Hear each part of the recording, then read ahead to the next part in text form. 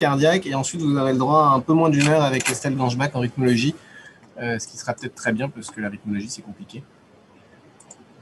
Est-ce que je peux partager l'écran, moi?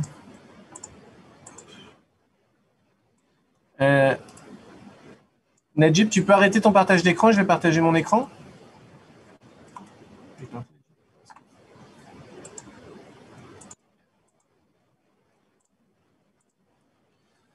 Bonjour à tous. Alors, on va faire la partie coraux. Je vais juste mettre les questions en même temps si vous voulez les poser. Voilà. Donc, n'hésitez pas à poser des questions par écrit si vous êtes timide, comme vous voulez, et puis je les regarde, ou de m'interrompre. Hein. Alors, donc la partie coronaire, évidemment, c'est le SCAST+, le ST-, l'angor et l'athérome. Donc ça, c'est les éléments qu'on va voir. Donc juste, vous connaissez bien cet acronyme maintenant. P pour toutes les douleurs, enfin les causes de douleurs thoraciques à évoquer qui peuvent être dangereuses. P pour péricardite. Alors on peut aussi penser pneumothorax et pneumonie. Hein. C'est pas de la cardio évidemment, mais ça existe. I pour infarctus du myocarde. E pour embolie pulmonaire et D pour dissection aortique. Donc a priori, si vous avez un dossier de douleur thoracique, vous devez vous acharner à évoquer ces 4 diagnostics et à soit les confirmer, soit les infirmer. Là, on va plutôt se concentrer sur l'infarctus du myocarde et on va commencer par le ST+. Alors, on va parler des délais des traitements et quelques questions pièges.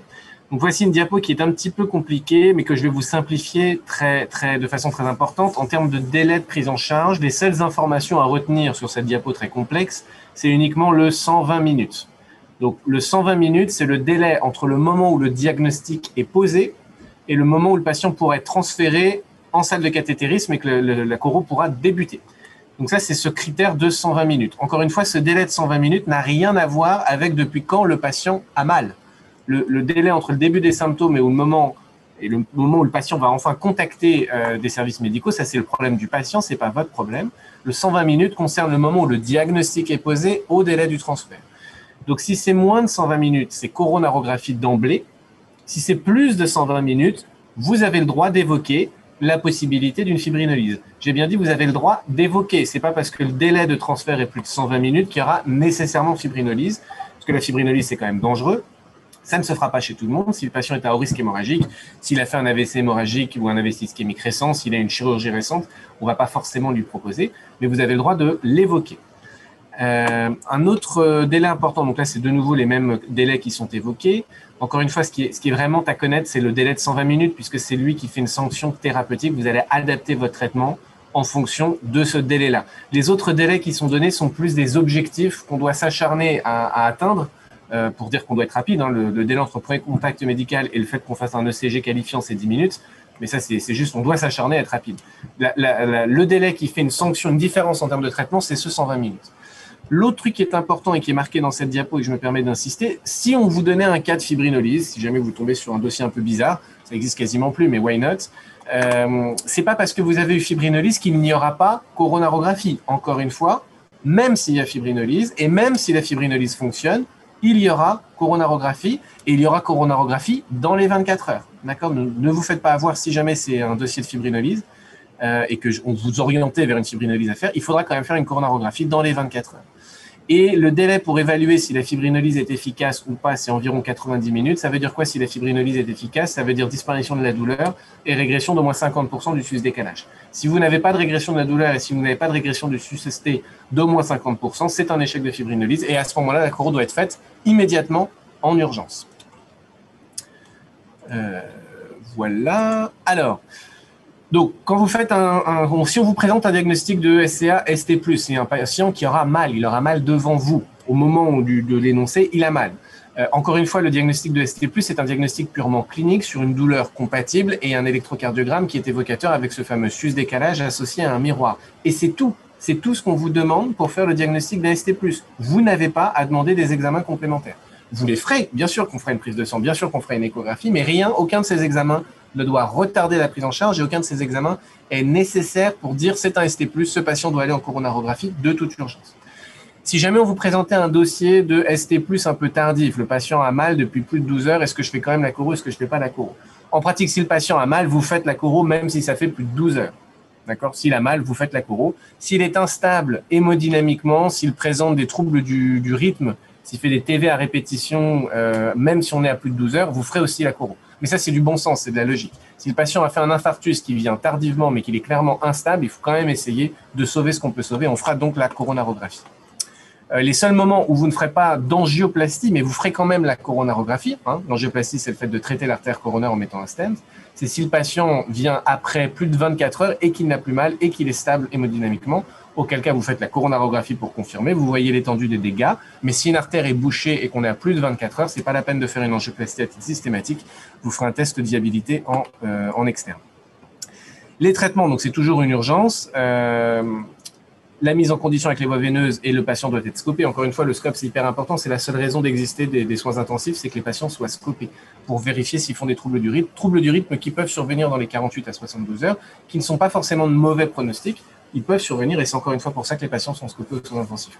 Les traitements antithrombotiques, on verra la durée dans la slide d'après, rassurez-vous. C'est 2 anti-agrégants plaquettaires, toujours 2. Donc c'est au moins un aspirine. Enfin, l'aspirine, c'est le premier. Le deuxième, c'est ce qu'on appelle un anti-P2Y12.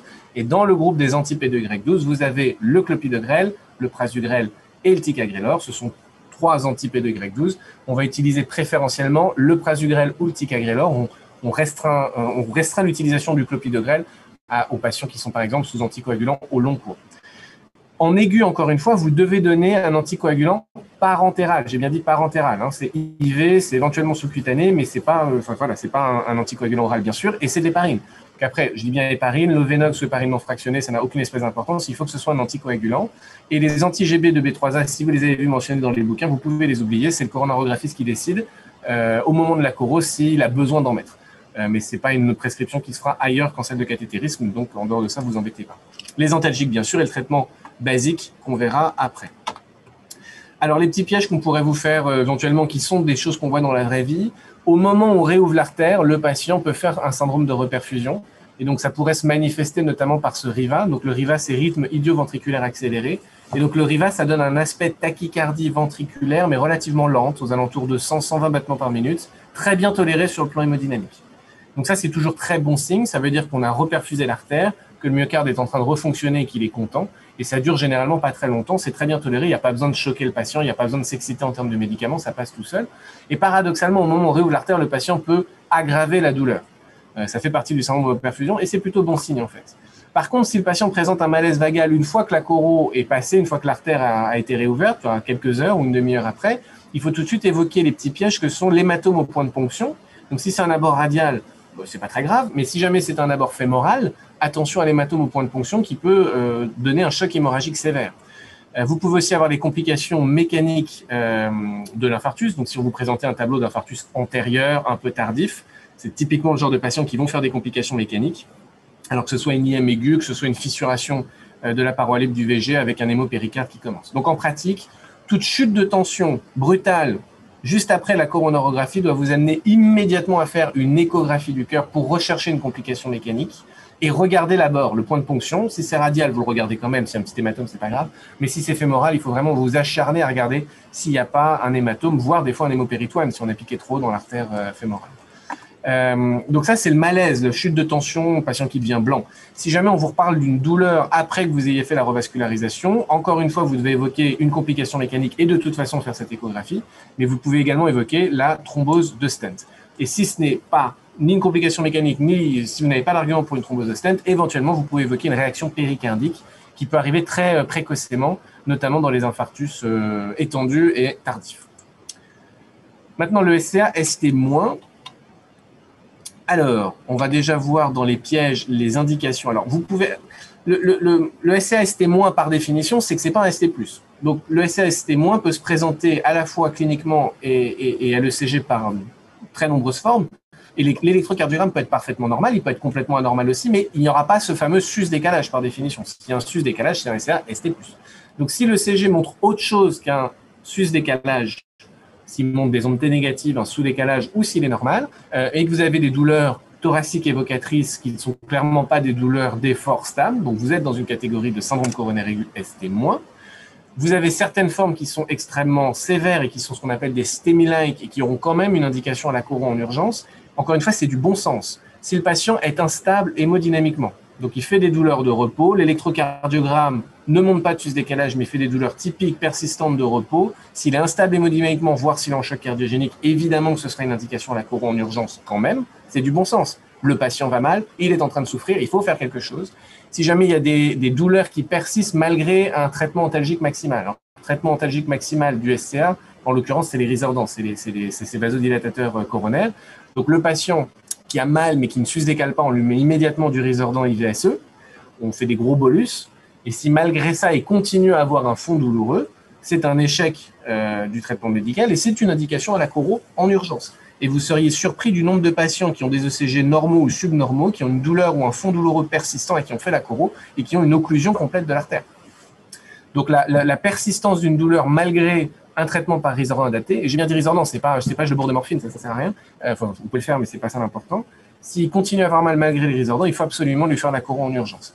Si le patient fait des arythmies qui mettent en jeu le pronostic vital, s'il fait des TV, des FV à répétition, vous n'allez pas attendre parce qu'il faut attendre 24 heures pour faire la coro, vous allez lui faire en urgence. Si les complications mécaniques, essentiellement la communication interventriculaire ou la rupture de pilier, sont une indication à faire la coro en urgence, et les insuffisances cardiaques aiguës également. Les modifications dynamiques du segment ST, c'est tout simplement si le patient fait un sus-ST, puis régresse, et puis refait un sus-ST, puis régresse, ce genre de choses, vous n'allez pas attendre, vous partez à la coro en urgence. Si ce patient ne présente pas ces formes extrêmes, et donc s'il présente des formes un petit peu moins graves, c'est-à-dire soit une troponine qui est positive, soit un sous-décalage du segment ST ou des ondes T négatives. Ça, c'est une indication à faire la coro dans les 24 heures, pas forcément en urgence, mais dans les 24 heures. Vous avez également classiquement le Gray score à plus de 140, mais en pratique, enfin, moi je ne le calcule pas et on ne vous demandera jamais de le calculer. Tous les autres patients qui ne présentent pas les critères que j'ai déjà énoncés doivent avoir une coro dans les 72 heures ou un test d'ischémie en fonction du risque qu'on évalue. Voilà, ça c'est pas très intéressant. Alors juste un petit mot sur les SCAS témoins non athéromateux, ça c'est vraiment juste pour pas vous prendre la tête, mais que vous ayez quand même cette compréhension. Là, ce cours-là, c'est essentiellement ce qu'on appelle les infarctus de type 1. Donc le type 1, c'est quand il y a un thrombus, dans la coronaire parce qu'il y a une plaque qui s'est rompue, mais vous pouvez avoir des infarctus d'autres étiologies. Et donc là, on sera dans les infarctus de type 2. Donc le spasme coronaire, si vous avez une dissection de l'artère coronaire, si vous avez une embole, que ce soit une embole qui vient de la fibrillation auriculaire, d'une endocardite infectieuse ou que sais-je encore, qui décide d'aller migrer dans la coronaire, tout ça, ça fera des infarctus de type 2, ce qui correspond en fait à des infarctus fonctionnels, si vous voulez. C'est-à-dire qu'il n'y a pas de rupture de plaque d'athérosclérose, mais il y a quand même une élévation de troponine, on peut avoir des anomalies électriques, on peut avoir une douleur thoracique. Et donc, c'est important de faire la distinction entre l'infarctus fonctionnel de type 2 et l'infarctus de type 1 lié à une rupture de plaque, puisque l'infarctus de type 1, on doit lui donner des antiagrégants, on doit lui faire une coro, on doit lui faire une angioplastie. L'infarctus de type 2, non, bien sûr que non, il faut traiter la cause de cette souffrance fonctionnelle, mais on ne va pas lui donner une double thérapie antiagrégante. Le traitement basique, je pense que vous le connaissez. Juste pour les statines, l'objectif, c'est plus 0,7, c'est 0,55 grammes par litre de LDL, moins de 0,55 grammes par litre pour les LDL. Donc, B-bêta bloquant en première intention. Si le patient est asthmatique ou BPCO très sévère, vous pouvez donner des inhibiteurs calciques bradycardisants et on vise un objectif de fréquence cardiaque aux alentours de 60 battements par minute au repos et de moins de 110 battements par minute à l'effort. Les antiagrégants, c'est toujours de l'aspirine et un inhibiteur du P2Y12, on va voir la durée juste après. Les IEC, c'est pas systématique, c'est si le patient est diabétique, s'il a une hypertension, s'il a une fraction d'éjection un peu diminuée ou s'il a des troubles de la contraction segmentaire. Et bien sûr, le contrôle des facteurs de risque cardiovasculaires tout le temps. Alors, ça c'est bon, on vous l'a mis, mais je ne vais pas vous prendre la tête avec l'angor. L'angor, c'est une douleur qui est chronique et c'est une douleur qui est stable. Donc, c'est forcément une douleur d'effort par définition. Si c'était une douleur de repos, c'est que c'est un angor instable et donc c'est un syndrome coronaire aigu. Donc, théoriquement, vous devez calculer la probabilité pré-test. Je vous rassure, vous n'avez pas besoin de connaître cette slide par cœur, mais tout ce que ça veut dire, c'est qu'en fait, cette slide, le but, ce qui a été fait, c'est un peu compliqué, je suis désolé, mais si la probabilité pré-test est considérée comme plus de 15%, il faut faire un test non invasif d'exploration et en pratique,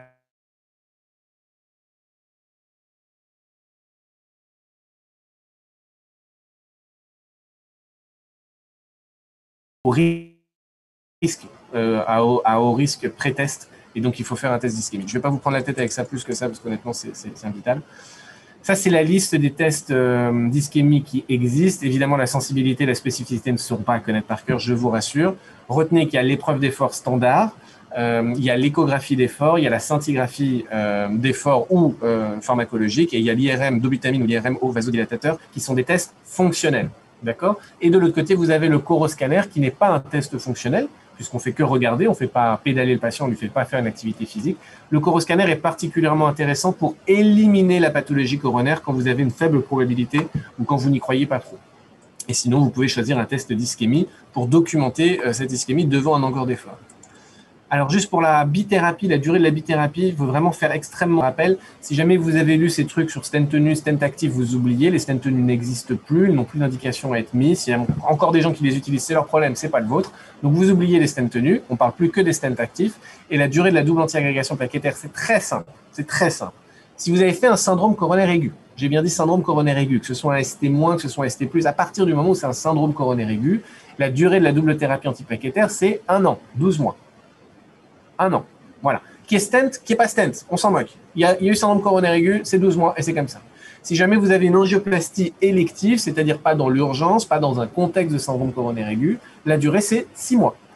Après, si vous êtes cardiologue spécialiste, vous adaptez cette durée de 1 an post-SCA, 6 mois post-angioplastie élective aux caractéristiques du patient. Éventuellement, vous allez raccourcir s'il a haut risque hémorragique. Éventuellement, vous allez l'allonger s'il a haut risque ischémique. Ça vous fait votre tambouille.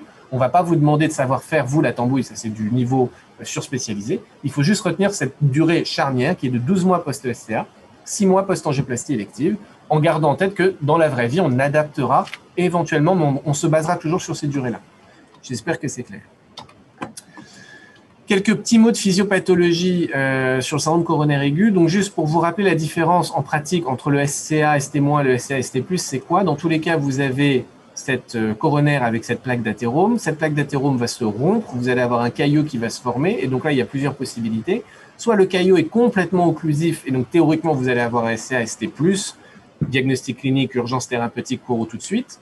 Soit le caillot n'est pas complètement obstructif et vous allez avoir un SCA dit ST-. Et donc, certains emboles, enfin certains morceaux de ce caillot peuvent ensuite migrer en distalité et aller boucher de toutes petites artères coronaires, ce qui pourrait entraîner une élévation de troponine, auquel cas vous pouvez avoir un SCA, ST-, tropo plus, ou alors ça va tout rester en place si vous avez un SCA, ST-, tropo-. Donc ça, c'est en gros la différence. En termes physiopathologiques un peu plus précis, alors encore une fois, c'est une slide qui fait compliqué, mais faisons simple, faisons très simple. Ce que vous devez retenir, c'est quoi? Le LDL, le fameux LDL, le mauvais cholestérol, c'est lui qui cause tous les problèmes. Le fameux LDL rentre dans la paroi du vaisseau. Là, il est modifié, c'est-à-dire qu'il va s'oxyder. Le LDL rentre dans le vaisseau, il s'oxyde. Quand il s'oxyde dans le vaisseau, il déclenche une inflammation à l'intérieur du vaisseau. Qui dit inflammation dit cellules de l'inflammation et notamment les monocytes. Donc, les monocytes circulants sont attirés par l'inflammation déclenchée par les LDL oxydés. Les monocytes rentrent dans la paroi du vaisseau, se transforment en macrophages. Les macrophages vont phagocyter ces LDL oxydés, sauf que les LDL continuent d'arriver encore et encore et encore, parce que le patient est toujours dyslipidémique, parce qu'il mange toujours n'importe comment, etc. Et donc, à force de phagocyter du LDL oxydé, vont se transformer en cellules spumeuses et mourir. Et donc, vous allez avoir une bouillabaisse pro-inflammatoire qui va se créer, remplie de LDL oxydé, remplie de macrophages et de cellules spumeuses, remplie de cytokines qui sont des molécules de l'inflammation. Et donc, dès que cette bouillabaisse pro-inflammatoire qu'est la plaque d'athérosclérose est en contact, dès qu'elle rentre en contact avec le sang circulant, vous avez immédiatement une réaction inflammatoire qui se déclenche au niveau du sang circulant, et ça aboutit à la formation du caillot. Donc, quelques petits mots sur l'athérothrombose. C'est un remaniement de l'intima des artères de gros et de moyen calibre avec une accumulation focale de lipides. C'est tout. Remaniement de l'intima, accumulation focale de lipides. On a vu ce fameux LDL cholestérol. Donc, la formation de la plaque est un phénomène ubiquitaire d'évolution lente, qui peut ensuite évoluer soit vers des complications thrombotiques. Et les 6 stades de la dysfonction endothéliale, c'est ce que je vous ai dit. Vous avez le LDL cholestérol qui pénètre dans la paroi, il s'oxyde. Ça entraîne une réaction inflammatoire, les monocytes arrivent, les monocytes se transforment en macrophages, font de la phagocytose et évoluent vers des cellules spumeuses. Et donc l'athérosclérose va se développer particulièrement dans les zones de contrainte hémodynamique, qui sont soit des zones de bifurcation, comme dans l'aorte abdominale, soit dans les artères coronaires, éventuellement dans les membres inférieurs. Et voilà. Est-ce que vous avez des questions ?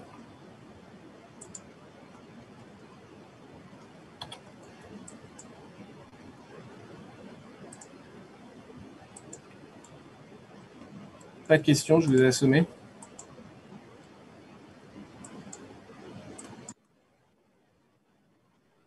Excusez-moi, j'avais juste une question. Ah, excusez-moi, il y a plein de questions. Ouais, dis-moi. Du coup, la plaque d'athérome, en fait, c'est une atteinte Ouais, pareille. vas-y, je t'entends. Et du coup, en fait, la plaque d'athérome, en fait, c'est une atteinte pariétale. La plaque d'athérome, c'est l'atteinte pariétale, oui. Ok, d'accord, c'est pas luminal, donc c'est à l'intérieur, c'est dans la paroi du Excuse-moi, tu dis vaisseau. quoi, pariétale et non quoi? Vous Ah m'entendez oui, oui, mal? oui, non, non, non, non, non, l'athérosclérose, c'est de la paroi pure, et si jamais la... Non, je t'entends là.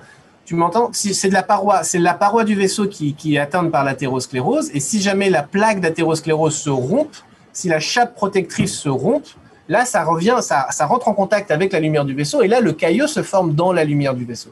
Mais le mécanisme originel d'athérosclérose est bien sûr dans la paroi du vaisseau. Je n'avais pas vu que vous avez posé plein de questions, je vais y répondre vite. Donc, devant un QCM de SAST+, on propose les 3 anti. Oui, un SAST+, tu donnes les 2 anti-agrégants plaquettaires, aspirine, anti-P2Y12 et un anticoagulant parentéral. Absolument. 3 inhibiteurs P2Y12, on coche les 3. Alors, non, tu donnes un des 3 parmi les anti-P2Y12. Tu donnes soit du prasugrel, soit du ticagrelor, soit du clopidogrel. Et en pratique, tu devras donner normalement pour un ST+, soit du prasugrel, soit du ticagrelor. Tu n'es pas censé donner du clopidogrel puisque le prasugrel et le ticagrelor fonctionnent mieux que le clopidogrel. Mais tu ne donnes pas les 3 en même temps, évidemment.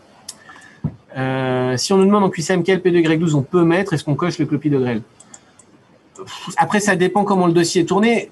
Oui, le clopidogrel peut être donné dans un ST+.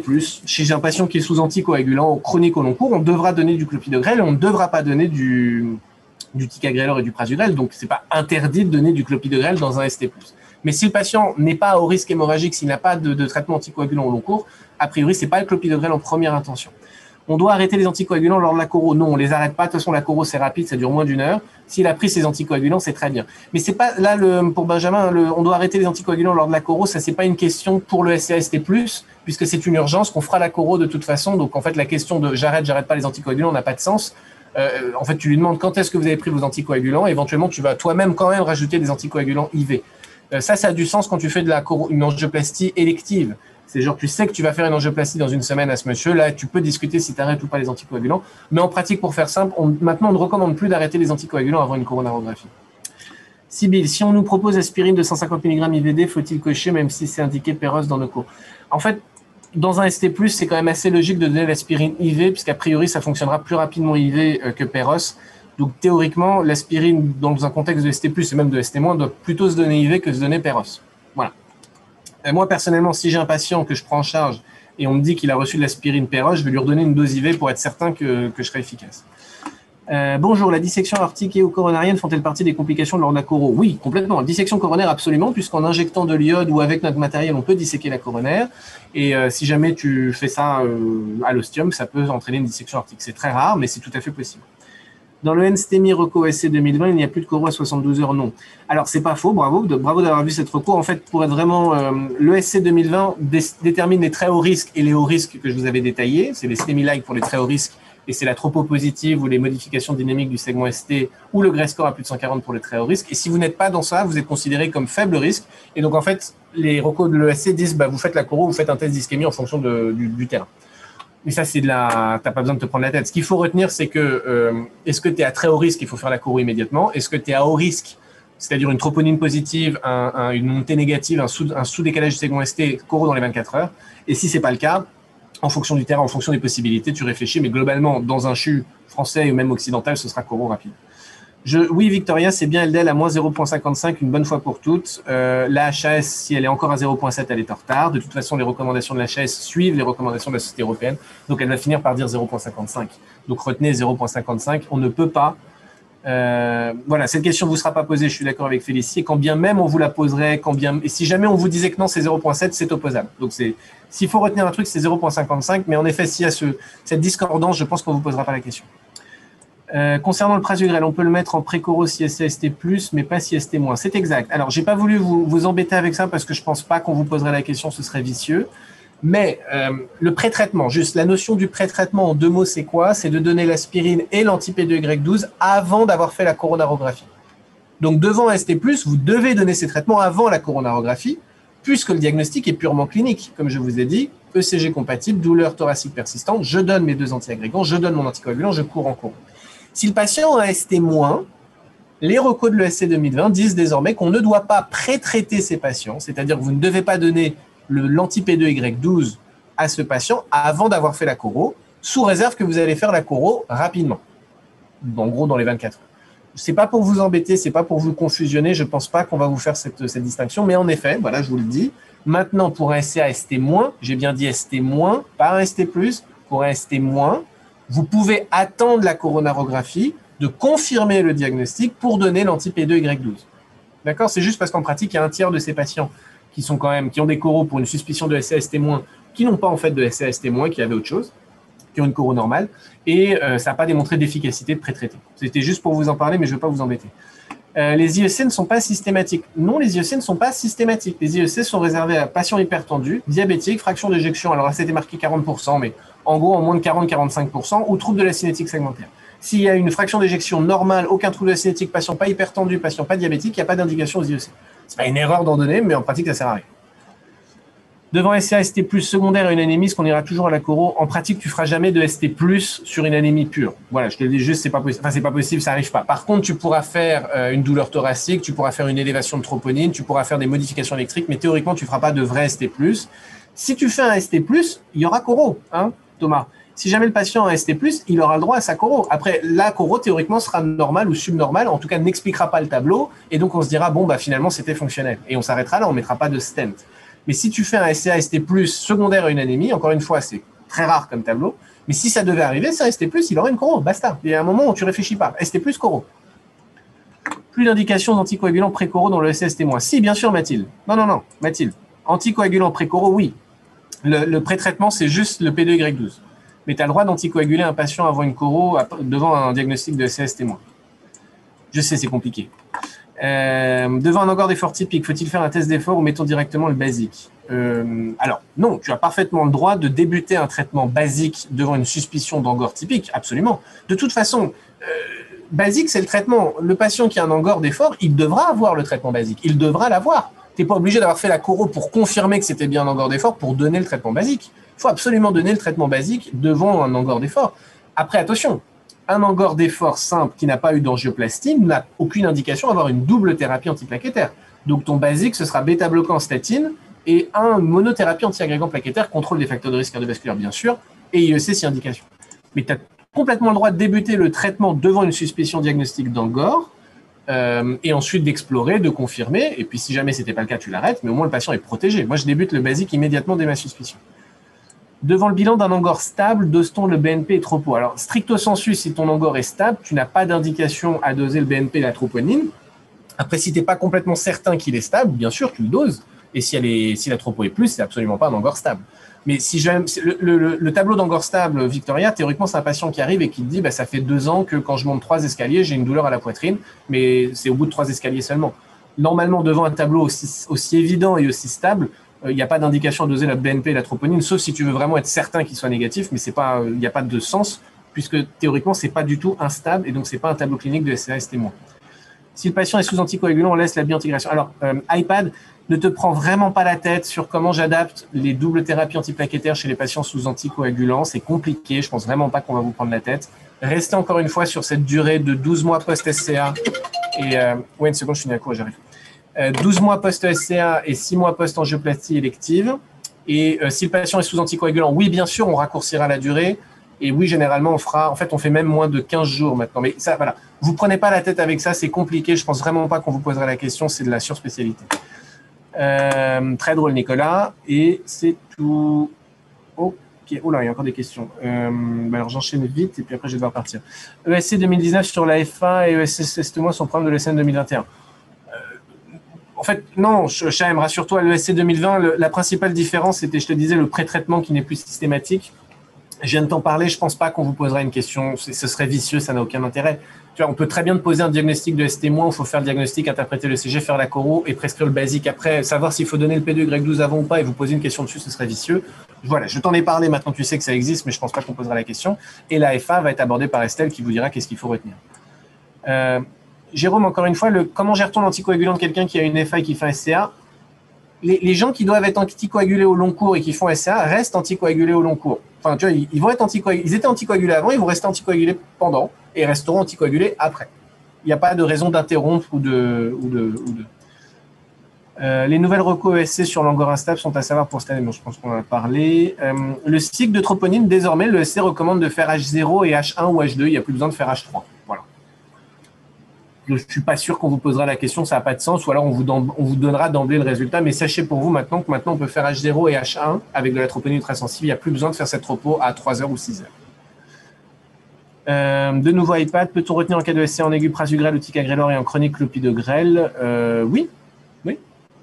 Alors, syndrome SCA par définition c'est aigu, donc prasugrel et ticagrelor oui, et clopidogrel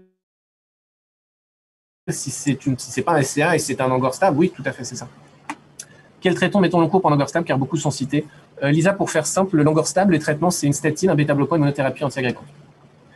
Et voilà. Oh là, il y a encore plein de questions là. Benjamin, j'arrive pas à savoir comment différencier l'IVL et circonflexe sur une choro, il y a une technique simple. Ouais, en fait, honnêtement, ça dépend selon les incidences. Donc, en fait, non. Enfin, moi, j'ai su en milieu d'internat et encore, j'avais du mal.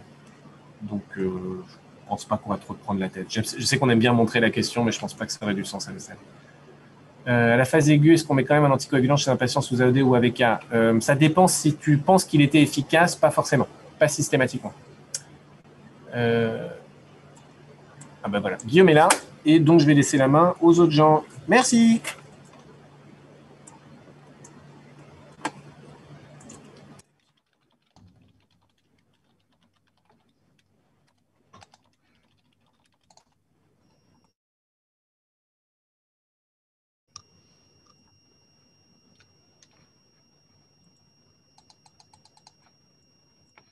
Je ne sais pas si vous m'entendez. Les autres gens, je pense que c'est moi, c'est ça? Non?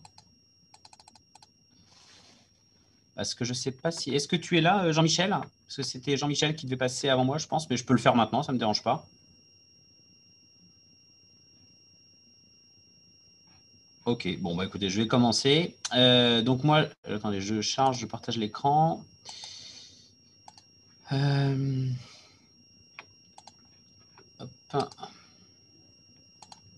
Voilà.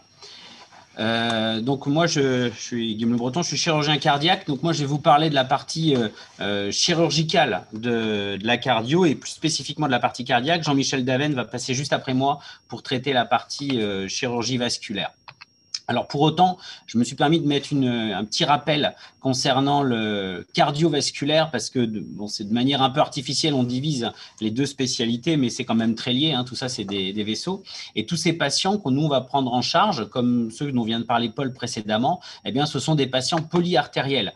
Donc en fait, lorsque vous prenez en charge ces patients-là dans la vraie vie et en pratique, vous, pour le CN, il ne faut jamais perdre de vue qu'ils sont polyartériels. Donc ils vont peut-être venir pour le cœur, mais il faut penser à explorer systématiquement tous les autres vaisseaux, les carotides, les reins, l'aorte abdo, les membres inférieurs, etc. Et l'inverse est vrai. Un patient qui vient pour de l'artérite, il faut penser à regarder le reste et à regarder le cœur. Donc, considérez toujours ces patients comme des patients qui viennent pour un organe peut-être, mais qui, dans la vraie vie, sont en fait des patients qui sont polyvasculaires. Leur maladie, c'est celle-là, en fait. C'est l'athérome. C'est que tous leurs vaisseaux vont être malades et vont être touchés. Donc, dans votre bilan, dans le bilan préopératoire, il faut être assez large pour justement explorer tous les vaisseaux, les axes vasculaires. Et la particularité qu'on a en chirurgie cardiaque, c'est si les patients sont valvulaires, il faut penser à faire un bilan infectieux, donc ORL, stomatologique, avant l'intervention et faire un bilan infectieux s'il y a d'autres points d'appel infectieux, parce qu'on ne mettra pas du matériel prothétique et on ne fera pas une chirurgie valvulaire tant que les problèmes infectieux ne seront pas traités. Point que j'ai rajouté ici parce que c'est important, avant toute chirurgie, il faut toujours penser bien sûr à un bilan préopératoire complet avec le groupe Rhesus-RAI pour le risque de transfusion. Et la consultation d'anesthésie, c'est médico-légal qui doit être réalisée dans les 48 heures avant l'intervention, hein, sauf en cas d'urgence vitale. La particularité de la chirurgie cardiaque, ça va être que toutes nos interventions ou presque vont se réaliser sous circulation extracorporelle et donc ça nécessite une très forte anticoagulation. Et c'est cette anticoagulation qui, d'une part, va conditionner les contre-indications, puisque un patient qui aura fait un AVC récent, donc qui a haut risque de saignement, ou un patient qui aura une chirurgie récente, eh bien, sera contre-indiqué à la CEC et donc ne pourra pas être opéré. Alors, c'est quand même à moduler en fonction du risque de mortalité lié à la pathologie. Hein, on en parlera tout à l'heure avec la dissection. Puisque les complications post-opératoires de la chirurgie cardiaque, c'est principalement des complications hémorragiques, puisque justement, ces patients vont être sous forte dose d'anticoagulants pendant l'intervention à cause enfin, en raison de la CEC. Alors, la grande question de la chirurgie cardiaque à votre niveau pour l'ECN, c'est la dissection aortique. Pourquoi ? Parce que c'est une pathologie qui tue, c'est une pathologie qui n'est pas si rare que ça, c'est une pathologie qui, en plus, se prête très bien à des dossiers très transversaux. Donc, salut Jean-Michel, j'ai vu que, désolé, j'ai commencé avant parce que j'ai vu que tu n'étais pas connecté. Donc, ça se prête très bien à des dossiers très transversaux, notamment, vous voyez, aux maladies des tissus élastiques, puisque ça touche principalement, vous voyez, des patients alors, qui sont, dans 80% des cas, qui ont comme comorbidité une hypertension artérielle, mais qui peuvent avoir également des maladies du tissu élastique, maladies de Marfan, LR dans l'os, etc. Donc, ça se prête très bien à des dossiers transversaux. Et, bon, je vous ai rajouté les autres possibilités, les terrains associés, donc l'athérosclérose bien sûr, les causes iatrogènes, la grossesse, le traumatisme, mais ça, à l'ECN, c'est peu probable. À l'ECN, vous aurez un patient hypertendu qui a un terrain de Marfan ou de maladie de tissu élastique ou des antécédents familiaux de dissection aortique. La plupart du temps, c'est comme ça. Le mécanisme, c'est quoi pour la dissection aortique ? Eh bien, c'est une déchirure de l'intima. C'est la paroi de l'aorte qui va se déchirer à l'intérieur. C'est ce qui constitue ce que l'on appelle la porte d'entrée et qui va se situer n'importe où sur l'aorte, mais dans la majorité des cas, dans 2/3 des cas, cette porte d'entrée se trouve dans l'aorte ascendante. Et donc, le sang va pénétrer à l'intérieur, va cliver la média, va donc déchirer la paroi de l'aorte, un peu comme on décolle du papier peint, et le sang va s'engouffrer à l'intérieur. Et au passage, eh bien, il va déchirer les vaisseaux qu'il va croiser, il va éventuellement déchirer également les commissures de la valve aortique. Et donc ça, c'est ce qui va entraîner la symptomatologie. La symptomatologie, je vous l'ai mis ici, elle est polymorphe, c'est-à-dire que ça peut se présenter sous plein de formes complètement différentes, et c'est ce qui est trompeur dans la vraie vie et aussi à l'ECN. Mais classiquement, la dissection aortique, ça donne d'abord une douleur thoracique brutale. Je ne vois pas à l'ECN un dossier où on ne mettrait pas la douleur thoracique, donc ça, vous l'aurez parce qu'elle est présente dans 90% des cas et à l'ECN, elle y sera forcément. Donc, douleur thoracique brutale, violente, en coup de poignard, migratrice, c'est-à-dire qui se déplace parce qu'en fait, elle se déplace le long de la déchirure de l'aorte. Parfois abdominale, mais ça, c'est rare et à mon avis, à l'ECN, ce ne sera pas le cas. Ce sera vraiment thoracique avec une déchirure qui se déplace.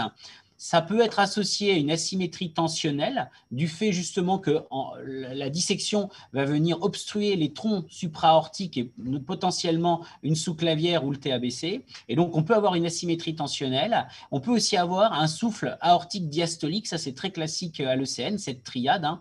Souffle aortique diastolique, c'est-à-dire une fuite aortique qui est liée justement au fait qu'en progressant dans la paroi, eh bien, le sang aura déchiré la commissure de la valve aortique et va décrocher la valve aortique et entraîner un capotage de la valve aortique dans le VG et donc une fuite aortique.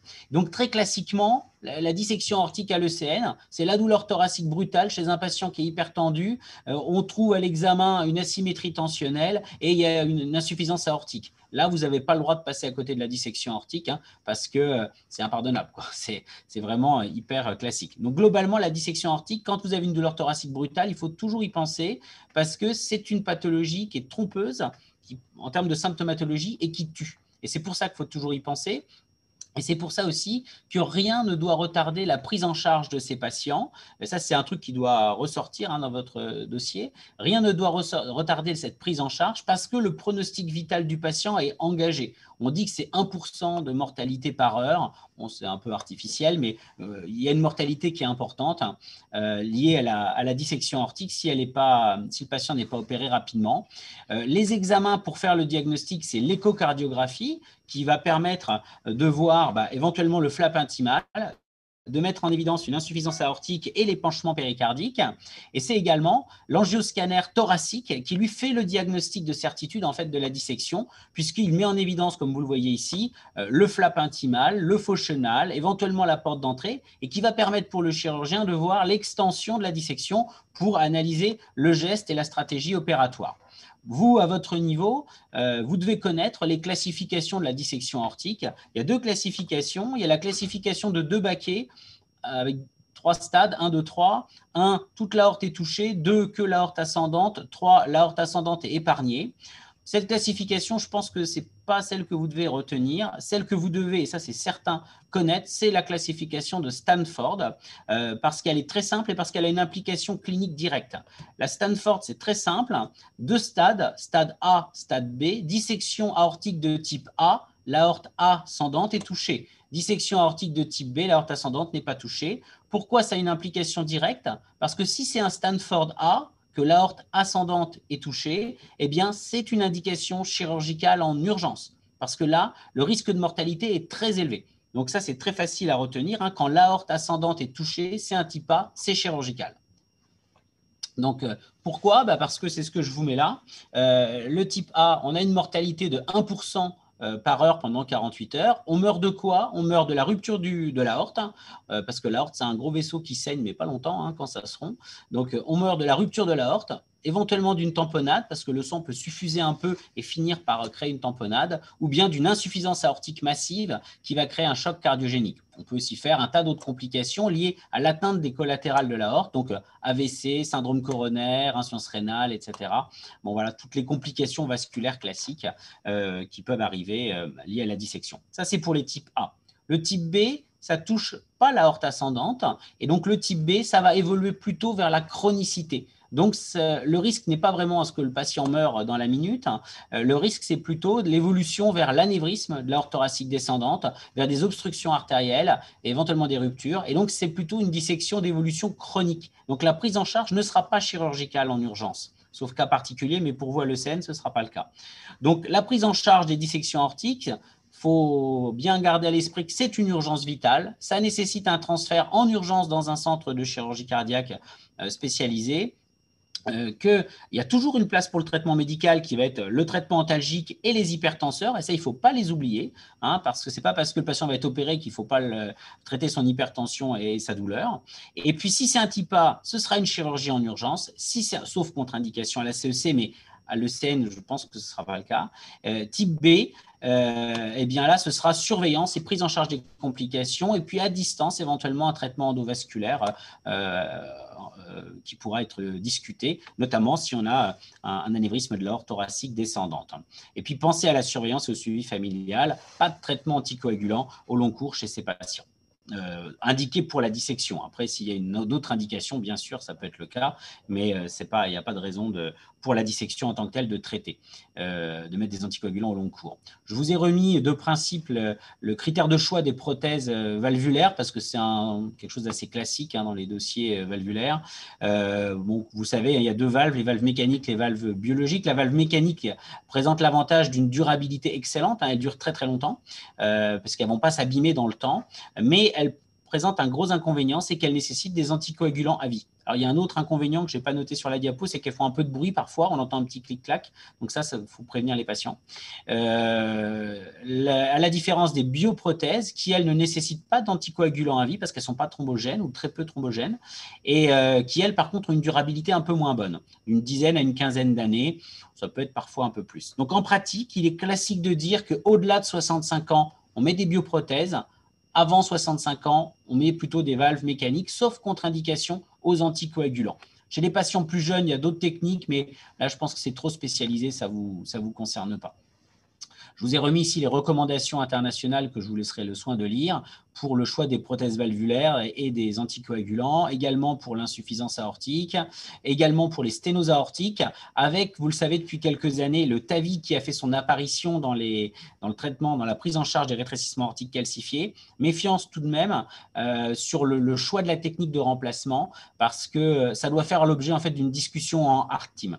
Donc, à mon avis, à votre stade, il ne faut pas trop se prononcer sur le choix du dispositif entre le TAVI et le remplacement valvulaire aortique conventionnel. Globalement, le patient âgé à forte comorbidité, difficilement opérable, ce sera un TAVI. Le patient qui est jeune, qui est très opérable, qui a 65 ans, 70 ans, ce sera chirurgie.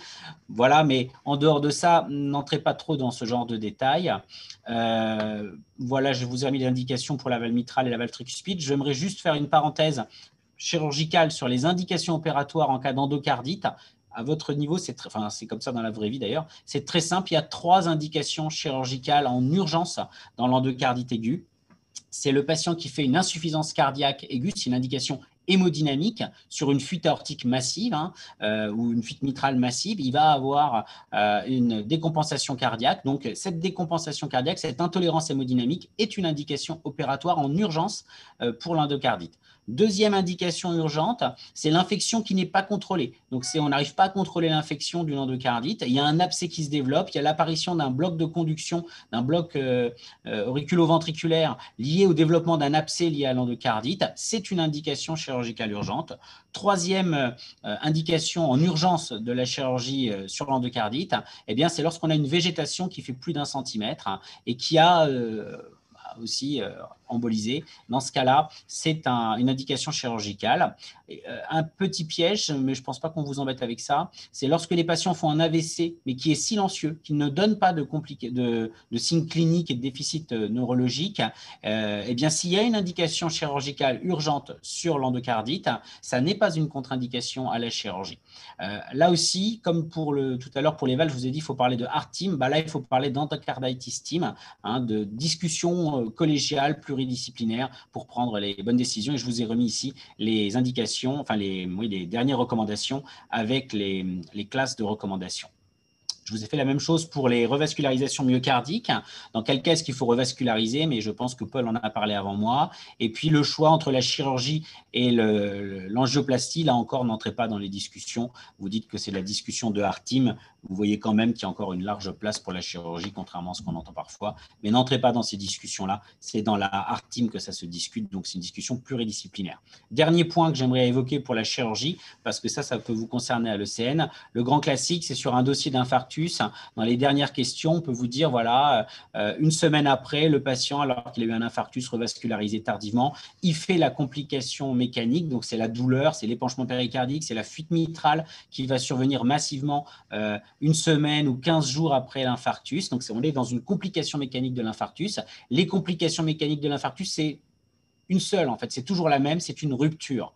C'est soit une rupture du septum interventriculaire, ça va créer une CIV, soit une rupture de la paroi libre du VG ou une fissuration de la paroi libre du VG, ça va créer une tamponnade ou le décès du patient, soit une rupture du pilier mitral et ça va entraîner une fuite mitrale massive. Dans tous les cas, le traitement, il est en fait chirurgical si le patient il est instable, enfin il est tout le temps chirurgical en fait, puisque vous voyez que si on ne traite pas chirurgicalement ces patients, c'est plus de 90% de mortalité. Donc cette chirurgie, elle est toujours indiquée, elle l'est en urgence lorsque les patients sont instables. S'ils sont plus stables, on peut différer de quelques jours ou de quelques heures, mais c'est toujours un traitement chirurgical. Donc, au moindre doute, il faut demander un avis et un transfert. Et ça, c'est là encore dans les recommandations internationales. Il faut se méfier de l'imagerie. L'imagerie est souvent trompeuse dans les complications mécaniques de l'infarctus. Donc, il faut toujours demander un avis chirurgical urgent. Pour le reste, c'est de la chirurgie vasculaire, ce que je le faisais les autres années. Donc, je vais laisser la parole à Jean-Michel pour parler de la chirurgie vasculaire. Et voilà mon mail. Si vous avez des questions concernant la chirurgie cardiaque, je suis à votre disposition pour y répondre. Et j'en ai terminé.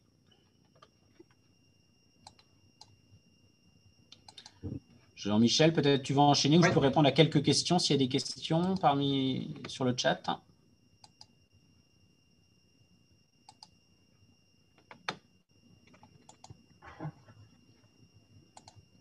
Il n'y a pas de questions, donc je pense que tu peux… Ok, je partage mon écran. Est-ce que j'ai la main? Merci beaucoup, Guillaume. Est-ce que c'est bon, là, ça passe?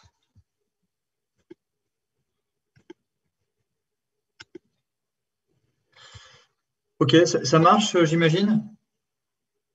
Bon, alors je vous fais le bonjour à tous. J'ai le plaisir de vous faire les items de chirurgie vasculaire. Il y en a très peu.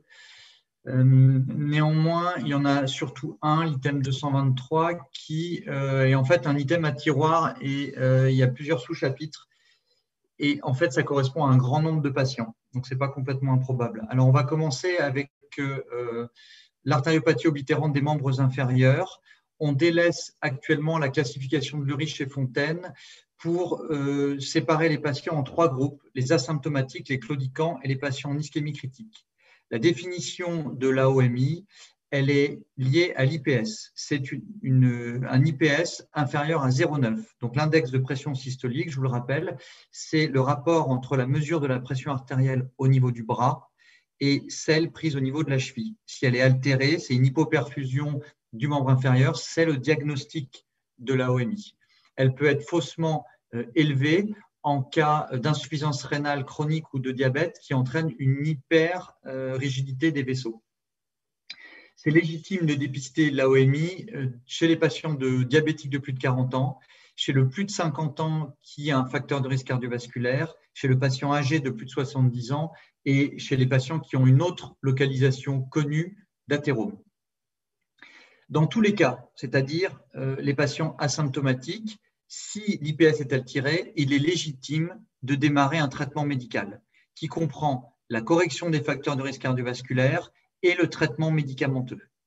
Le traitement médicamenteux, c'est l'antiagrégant plaquettaire, la statine et l'IEC, même en l'absence d'hypertension artérielle, ou le bêta-bloquant selon avis cardiologique. Dans un dossier de vasculaire, ayez toujours, ne passez pas à côté de ça, ayez toujours l'idée qu'il y a d'autres localisations. C'est une maladie qui touche tous les vaisseaux et qui tue par le cœur, le cerveau et l'anévrisme de l'aorte abdominale. Chez un claudicant, donc c'est des douleurs à la marche, il est légitime de lui faire un écho-Doppler pour bilanter ces lésions et, si c'est disponible, un test de marche. Donc ça se fait sur tapis roulant. Le traitement, c'est la rééducation à la marche. Donc, en plus du traitement médical, on le rééduque à la marche et ça fonctionne dans la majorité des cas. Quand ça ne marche pas au bout de 6 mois de traitement bien conduit ou quand on est face à un patient en ischémie critique, on peut faire une autre imagerie, on complète l'écho-Doppler par un scanner, voire une IRM si le scanner est contre-indiqué, plus rarement une artériographie. Une artériographie, elle est privilégiée si on a une arrière-pensée thérapeutique, qu'on veut faire un geste dans le même temps parce que c'est une imagerie invasive. Un rappel, l'ischémie critique, c'est une définition précise. C'est des douleurs de décubitus, voire des troubles trophiques, a fortiori, qui sont présents depuis plus de 15 jours, qui résistent aux antalgiques avec un IPS qui est souvent très altéré, inférieur à 0,5, voire à 0,4. Donc, on fait l'imagerie et que ce soit en ischémie critique ou en échec de traitement médical d'un claudicant, on peut proposer une revascularisation. Là, je vous dirais comme Guillaume, ce qu'il faut savoir, c'est, sans rentrer dans les détails, il y a toujours 2 types de traitements maintenant qu'on peut proposer en vasculaire. C'est soit le traitement endovasculaire, soit la chirurgie ouverte. Vous n'avez pas trop à rentrer dans les détails là-dessus, mais on fait le choix en fonction des lésions. Si une lésion est relativement simple, on pourra faire un geste endovasculaire. Si une lésion est complexe, on proposera plutôt une chirurgie ouverte. Et le deuxième critère, principalement, c'est le terrain. Un patient âgé, fragile, comorbide, il aura plutôt de l'endovasculaire. Un patient à bon pronostic chirurgical, il aura plutôt une chirurgie ouverte. Dans tous les cas, on fait toujours un suivi, puisque la maladie, c'est chronique pour la OMI, donc un suivi clinique et écho-Doppler. Je vous ai rajouté ces tableaux en plus, si vous voulez les parcourir, je ne vous les détaillerai pas. C'est les formes particulières d'AOMI chez le diabétique, l'insuffisant rénal, la forme particulière qui est la maladie des emboles de cholestérol et les diagnostics différentiels, douleur des membres inférieurs liées à l'atteinte veineuse qui est très fréquent, même si ce n'est pas grave, c'est fréquent, les douleurs d'arthrose, le canal lombaire étroit. On peut effleurer l'item 226 par rapport aux troubles trophiques. Donc un ulcère artériel, c'est creusant, de petite taille, douloureux.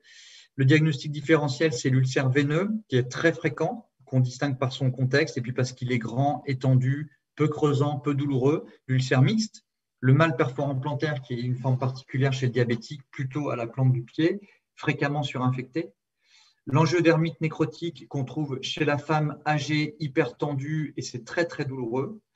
L'ulcère non vasculaire, il y a d'autres causes que je connais mal, les médicaments, les tumeurs, l'hémopathie, etc.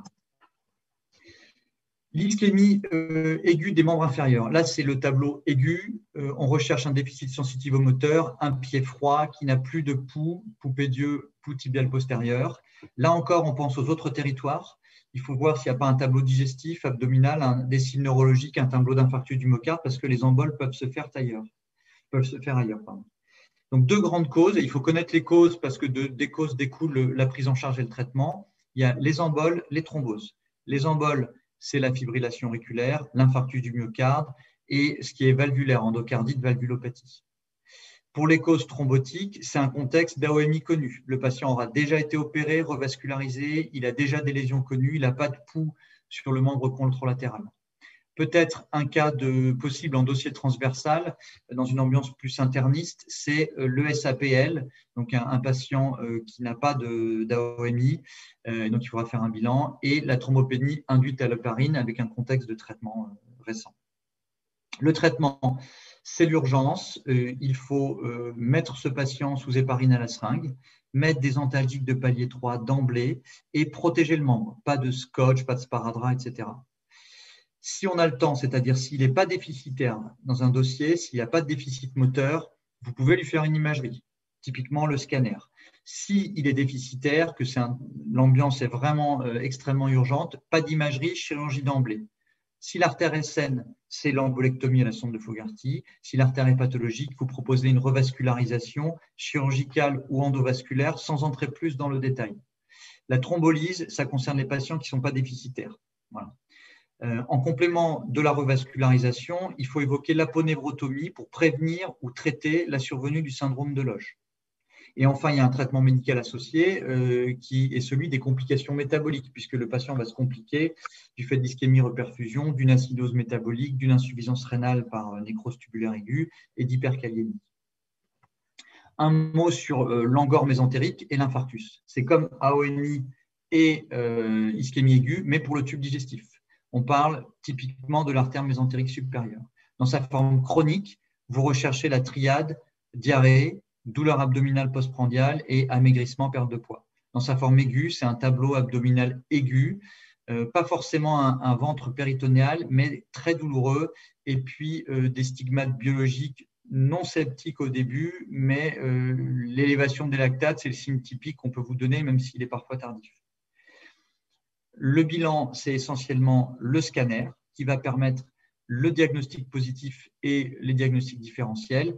Et il faut aussi parler de l'écho-Doppler si on n'est pas dans un contexte d'urgence. En urgence, on revascularise plus résection digestive.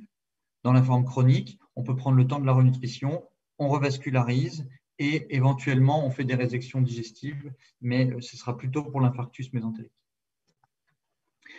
L'anévrisme, dernier sous-chapitre de l'item 223, la définition, c'est la perte de parallélisme des parois. Quel que soit le territoire, la définition classique, c'est un ratio de plus de 1,5 entre la partie pathologique et l'artère saine en amont. En général, c'est découvert fortuitement. Il est légitime de le dépister chez le patient de plus de 65 ans, celui qui est tabagique et les parents proches d'un patient ayant un anévrisme quand ils ont plus de 50 ans.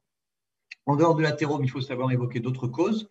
L'anévrisme infectieux, l'anévrisme inflammatoire, par exemple de la maladie de Takayasu ou du Horton. La maladie du tissu conjonctif, c'est le Marfan, la dissection aortique. Le patient, il est en général asymptomatique, c'est un contexte de découverte fortuite. Ça devient une urgence s'il est douloureux ou s'il y a des signes de compression. C'est typiquement la colique néphrétique par compression de l'urtère, ou s'il y a des signes de rupture, le collapsus, ou le tableau de rupture dans le tube digestif, c'est-à-dire la fistule aorto-digestive. Imagerie écho-Doppler. Le scanner, c'est indispensable si on envisage une chirurgie, c'est-à-dire si la taille légitime une chirurgie, donc au-delà de 50 mm. Et il faut rechercher tous les autres anévrismes, notamment les autres anévrismes au niveau de l'aorte, et puis les anévrismes poplités par l'écho-Doppler. Le traitement, encore une fois, je passe, c'est la même chose pour tous les dossiers, traitement médical, recherche des autres localisations d'athérome, la coronaropathie, les troncs supraortiques, traitement d'une cause spécifique si ce n'est pas athéromateux, les antibiotiques, la prise en charge interniste pour le syndrome inflammatoire si c'est une artérite, et la surveillance écho-Doppler si on est dans un contexte non urgent où on va faire une surveillance typiquement tous les 6 mois si c'est un anévrisme de plus de 40 mm. Le traitement chirurgical, mise à plat greffe ou traitement endovasculaire, c'est l'endoprothèse. Ce sont les deux types de traitements à proposer. Je pense que vous n'allez pas en savoir plus. Et encore une fois, la décision se fait selon les lésions et selon le terrain, sans rentrer plus dans les détails. L'indication elle est légitime pour les diamètres de plus de 55 mm, la croissance rapide de plus de 1 cm par an et les patients symptomatiques. Alors, je fais juste un mot sur l'anévrisme poplité. On les opère à partir de 20 millimètres. Si les anévrismes aortiques ont un risque de rupture, les anévrismes poplités ont un risque de thrombose.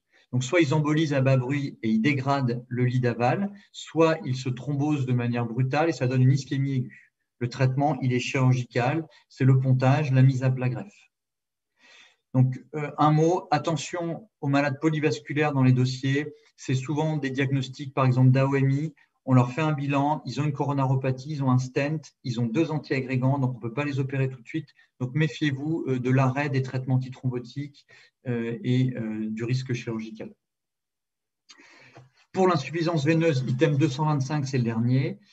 C'est assez simple, mais c'est très fréquent. C'est une dysfonction du système veineux, qu'il soit superficiel ou profond, qu'il y ait une thrombose ou pas, et ça donne des symptômes d'insuffisance veineuse. Il y a 2 causes. La cause la plus fréquente, c'est l'insuffisance veineuse primitive, c'est les varices qu'on rencontre tout le temps, et il y a des causes secondaires, soit un syndrome post-thrombotique, la thrombose a détruit l'appareil valvulaire, la paroi, et ça donne une insuffisance veineuse, soit une compression anatomique, c'est le syndrome de Coquette. Je vous rappelle, c'est la compression de la veine iliaque gauche par l'artère iliaque droite et ça donne une grosse jambe gauche. Les autres compressions à évoquer, par exemple dans un dossier transversal, c'est des tumeurs. Les signes, ils sont assez simples, lourdeur, douleur, c'est souvent prédominance vespérale, la dermite ocre, les ulcères veineux, bien sûr les varices. Ça peut se compliquer des varices superficielles rarement, par une thrombose veineuse superficielle ou par une rupture, c'est la complication hémorragique. Il y a un seul examen, c'est l'écho-doppler auprès d'un médecin vasculaire. Et le traitement, c'est l'hygiène de vie, perdre du poids, marcher, mettre une contention élastique qui n'est pas contre-indiquée en cas d'AOMI, sauf AOMI très sévère, et la chirurgie ouverte, où maintenant il y a un peu plus de traitement endoveineux, mais ça, je pense que ce n'est pas non plus de votre ressort. Voilà, je vous remercie et je vous laisse mon mail à titre indicatif si besoin.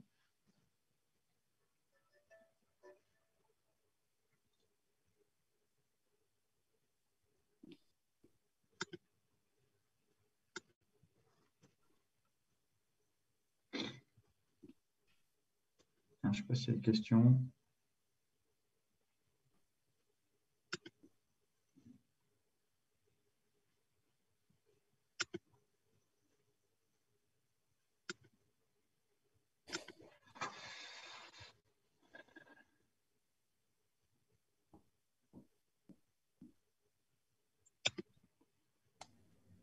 Je pense qu'on peut enchaîner sur la rythmo, en fait. C'est bon? Okay. Merci beaucoup. Ok. Jimmy, ouais, si tu peux partager ton écran.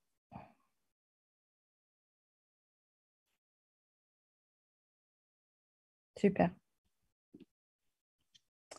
Alors, partager l'écran.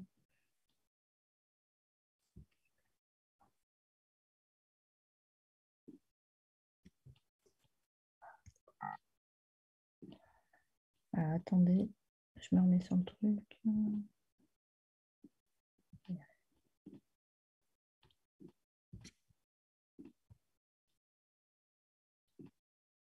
Ok, c'est bon. Vous voyez? Donc, bonjour à tous. Donc, je m'appelle Estelle Gangebach. Je vais vous faire les révisions intensives de rythmologie. Donc, je pense qu'on a un peu le temps. On va avoir un peu de temps pour les questions après si vous en avez. Il y a Carole Maupin qui m'accompagne, qui fera la modération des questions après chaque chapitre. Donc, le premier item, c'est sur les palpitations. Alors, la première chose, c'est évidemment de documenter les palpitations, parce que les palpitations, c'est un signe qui est assez aspécifique. Ça peut être fonctionnel sur l'érythmisme cardiaque, ça peut être des extrasystoles ou ça peut être une tachycardie soutenue. Alors, disons que la problématique, c'est surtout quand on a face à une tachycardie soutenue, le premier élément, c'est vraiment, avant même d'en faire le diagnostic, c'est d'en apprécier la tolérance, en particulier la tolérance hémodynamique. C'est vraiment l'urgence. Globalement, si la tolérance hémodynamique est mauvaise, il faut se presser un petit peu pour traiter la tachycardie. Si la tolérance hémodynamique est bonne, on a tout à fait le temps, y compris pour les tachycardies ventriculaires, de faire bien un diagnostic. Alors après, pour savoir et pour faire le diagnostic du type de tachycardie, la première chose, c'est de regarder si la tachycardie est régulière ou irrégulière. Globalement, si la tachycardie est très irrégulière, c'est forcément de la fibrillation atriale, que les QRS ils soient fins ou larges. On sait que la fibrillation atriale peut être associée à des QRS larges quand il y a un bloc de branche, soit préexistant, soit fonctionnel, ou quand c'est de la FA sur un syndrome de Wolff-Parkinson-White. Mais ça peut être aussi, et c'est quelque chose qui était tombé il y a quelques années, un flotteur à conduction variable. Donc, ça fait partie un peu des deux diagnostics sur des tachycardies franchement irrégulières. Par contre, quand les tachycardies sont régulières, à ce moment-là, c'est important de regarder si les QRS sont fins ou larges. Si c'est une tachycardie à QRS fin, c'est forcément une tachycardie supraventriculaire. Les tachycardies ventriculaires ne peuvent pas être à QRS fin.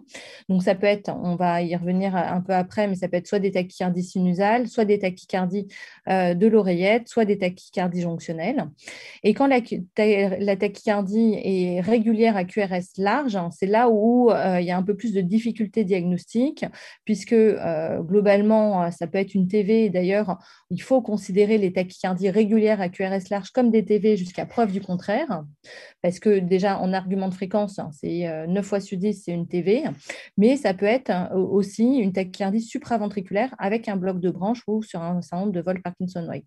Donc, c'est pour ça que dans le doute, c'est important de faire les manœuvres vagales ou la striadine pour ralentir la conduction auriculo-ventriculaire, ce qui permet, quand on a un doute, de pouvoir faire le diagnostic. Alors, dans tous les cas, il faut faire un bilan étiologique avec un bilan biologique minimum avec un iono, créate, tropo, TSH, et puis surtout, rechercher une cardiopathie sous-jacente et faire assez rapidement une échographie pour évaluer en particulier les fractions d'éjection et voir s'il y a une cardiopathie associée. Alors, les tachycardies à QRS fin, je vous ai dit, c'est forcément des tachycardies supraventriculaires. Après, ça peut être des tachycardies sinusales, des tachycardies de l'oreillette, donc soit des tachycardies atriales, soit le flotteur, soit la fibrillation atriale, ou des tachycardies jonctionnelles. Comme je vous ai dit, une tachycardie supraventriculaire peut aussi être à QRS large. Quand il y a un bloc de branche, ça peut être un bloc de branche préexistant ou un bloc de branche fonctionnel, ou quand la tachycardie survient sur une voie accessoire. Alors, donc, tout l'intérêt pour faire le diagnostic… Attends, Estelle, je te coupe, j'ai 2 questions. Quelles sont les manœuvres vagales à connaître, me demande Jérôme, et comment fait-on la différence sur un ECG entre une tachy sinusale et une tachycardie atriale? Je vais y revenir après. Voilà. Ok. Donc, les manœuvres vagales, c'est cette diapo-là. Les manœuvres vagales, globalement, ce qu'on recommande, c'est le massage sino-carotidien. D'accord? Donc, il y a une petite photo pour vous montrer exactement comment il doit être fait. Alors, il doit être fait de manière unilatérale, pas bilatérale, parce que si vous avez comprimé les 2 carotides, ça risque de pas bien se passer. Mais ça, c'est les manœuvres vagales, la manœuvre vagale qu'on fait. On fait d'un côté, puis de l'autre. On peut également utiliser l'adénosine, donc c'est la striadine. Ce qui va se passer, c'est que ça bloque la conduction au niveau du nœud auriculo-ventriculaire. Et donc, la réponse qu'il faut connaître, c'est que globalement, si c'est une tachycardie sinusale, ce qui va se passer, c'est que en général, ça donne une pause sinusale et puis la tachycardie reprend. Si c'est une tachycardie de l'oreillette, donc une tachycardie atriale, une fibrillation atriale ou un flotteur atrial, ça va ralentir la conduction vers les ventricules, mais ça ne va pas modifier le circuit de tachycardie. D'accord ? Donc, ce que ça va faire, c'est que ça va ralentir la conduction ventriculaire vers les ventricules de manière temporaire et puis la tachycardie va de nouveau s'accélérer.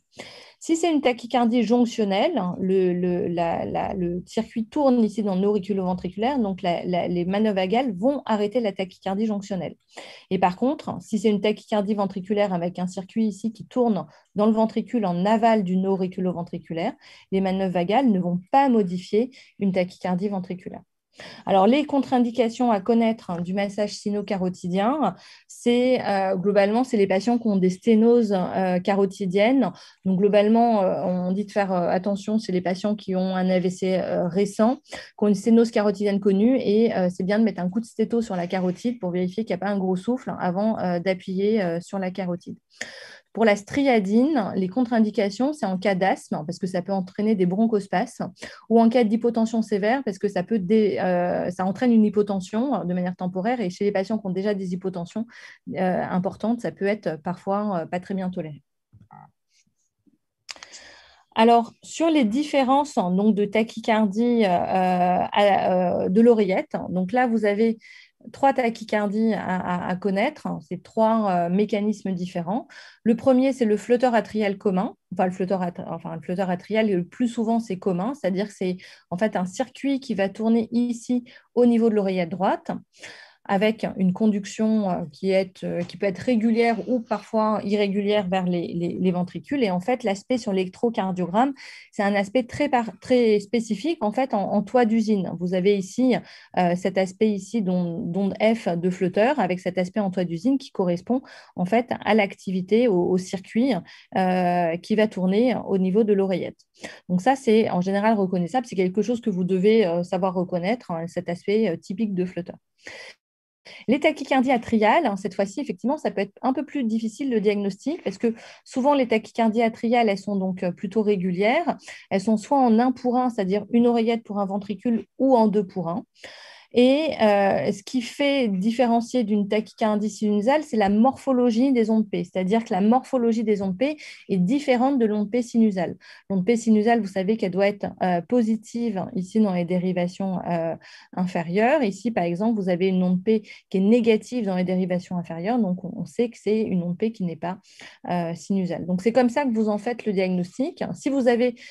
Quand vous avez une tachycardie atriale en 1 pour 1, si vous avez une tachycardie atriale en 2 pour 1, c'est-à-dire 2 ondes P pour un ventricule, ça ne peut pas être une tachycardie sinusale.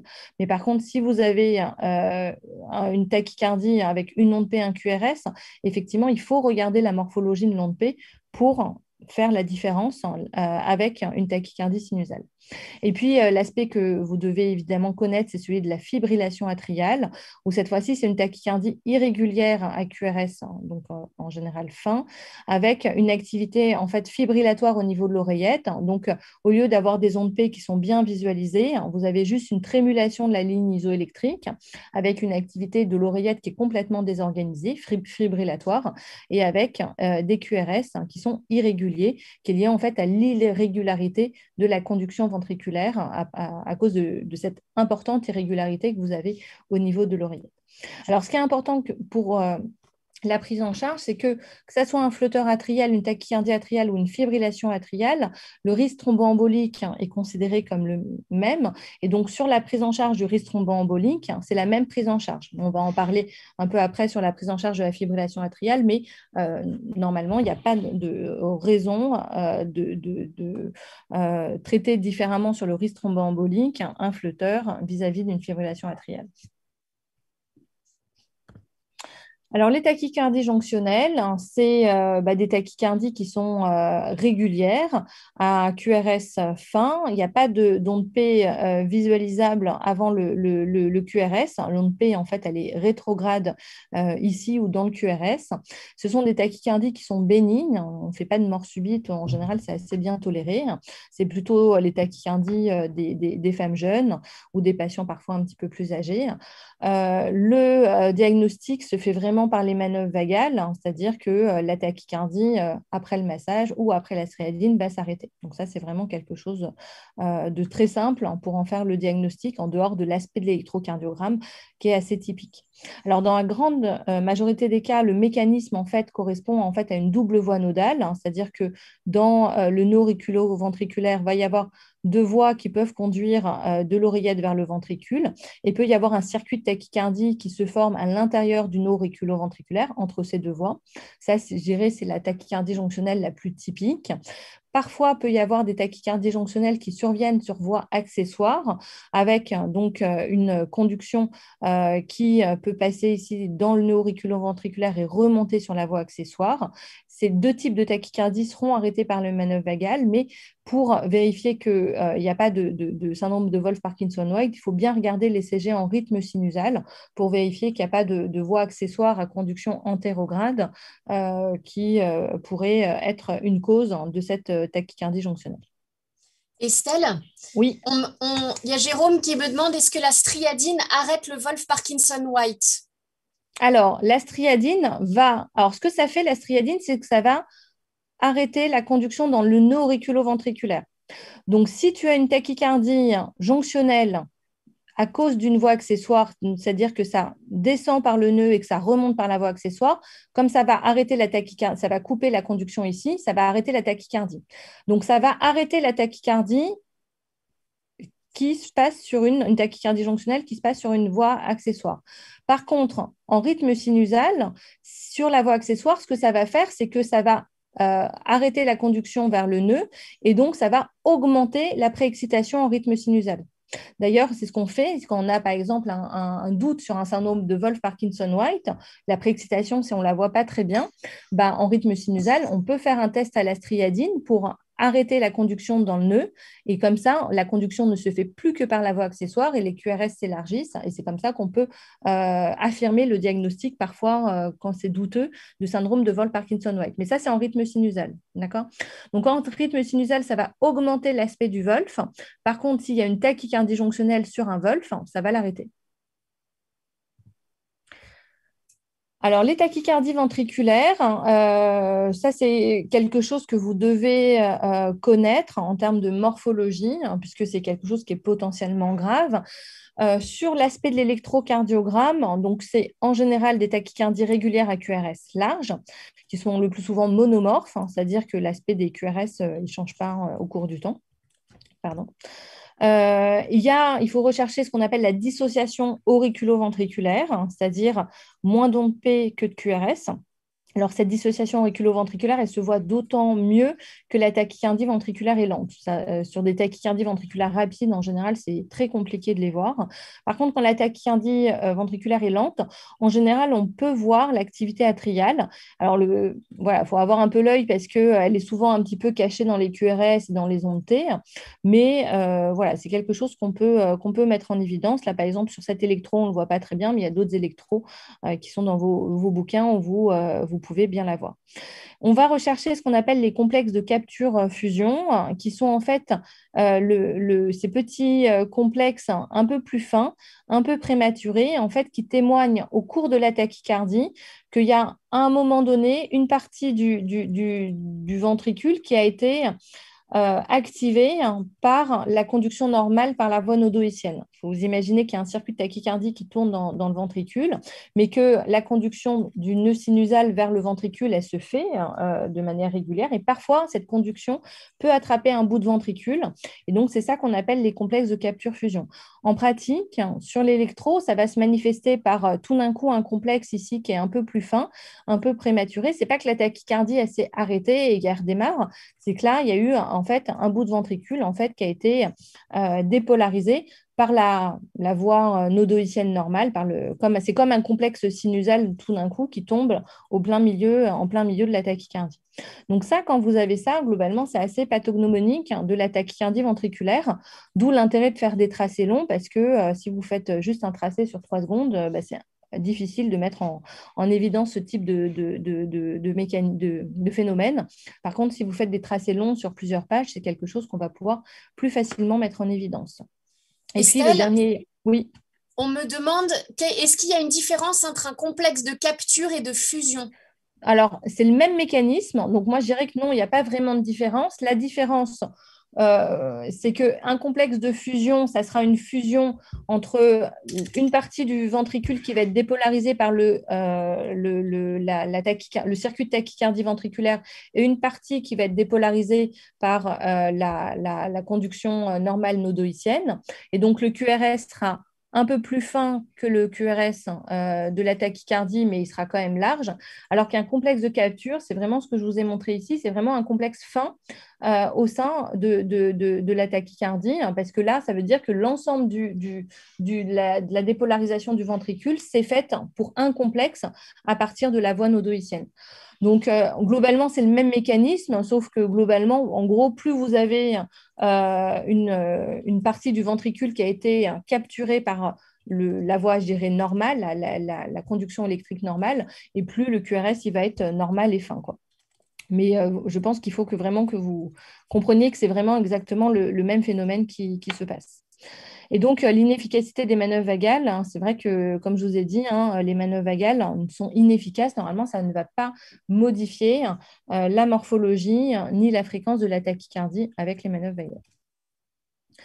Alors, qu'est-ce qu'il faut faire quand vous avez face à une tachycardie ventriculaire?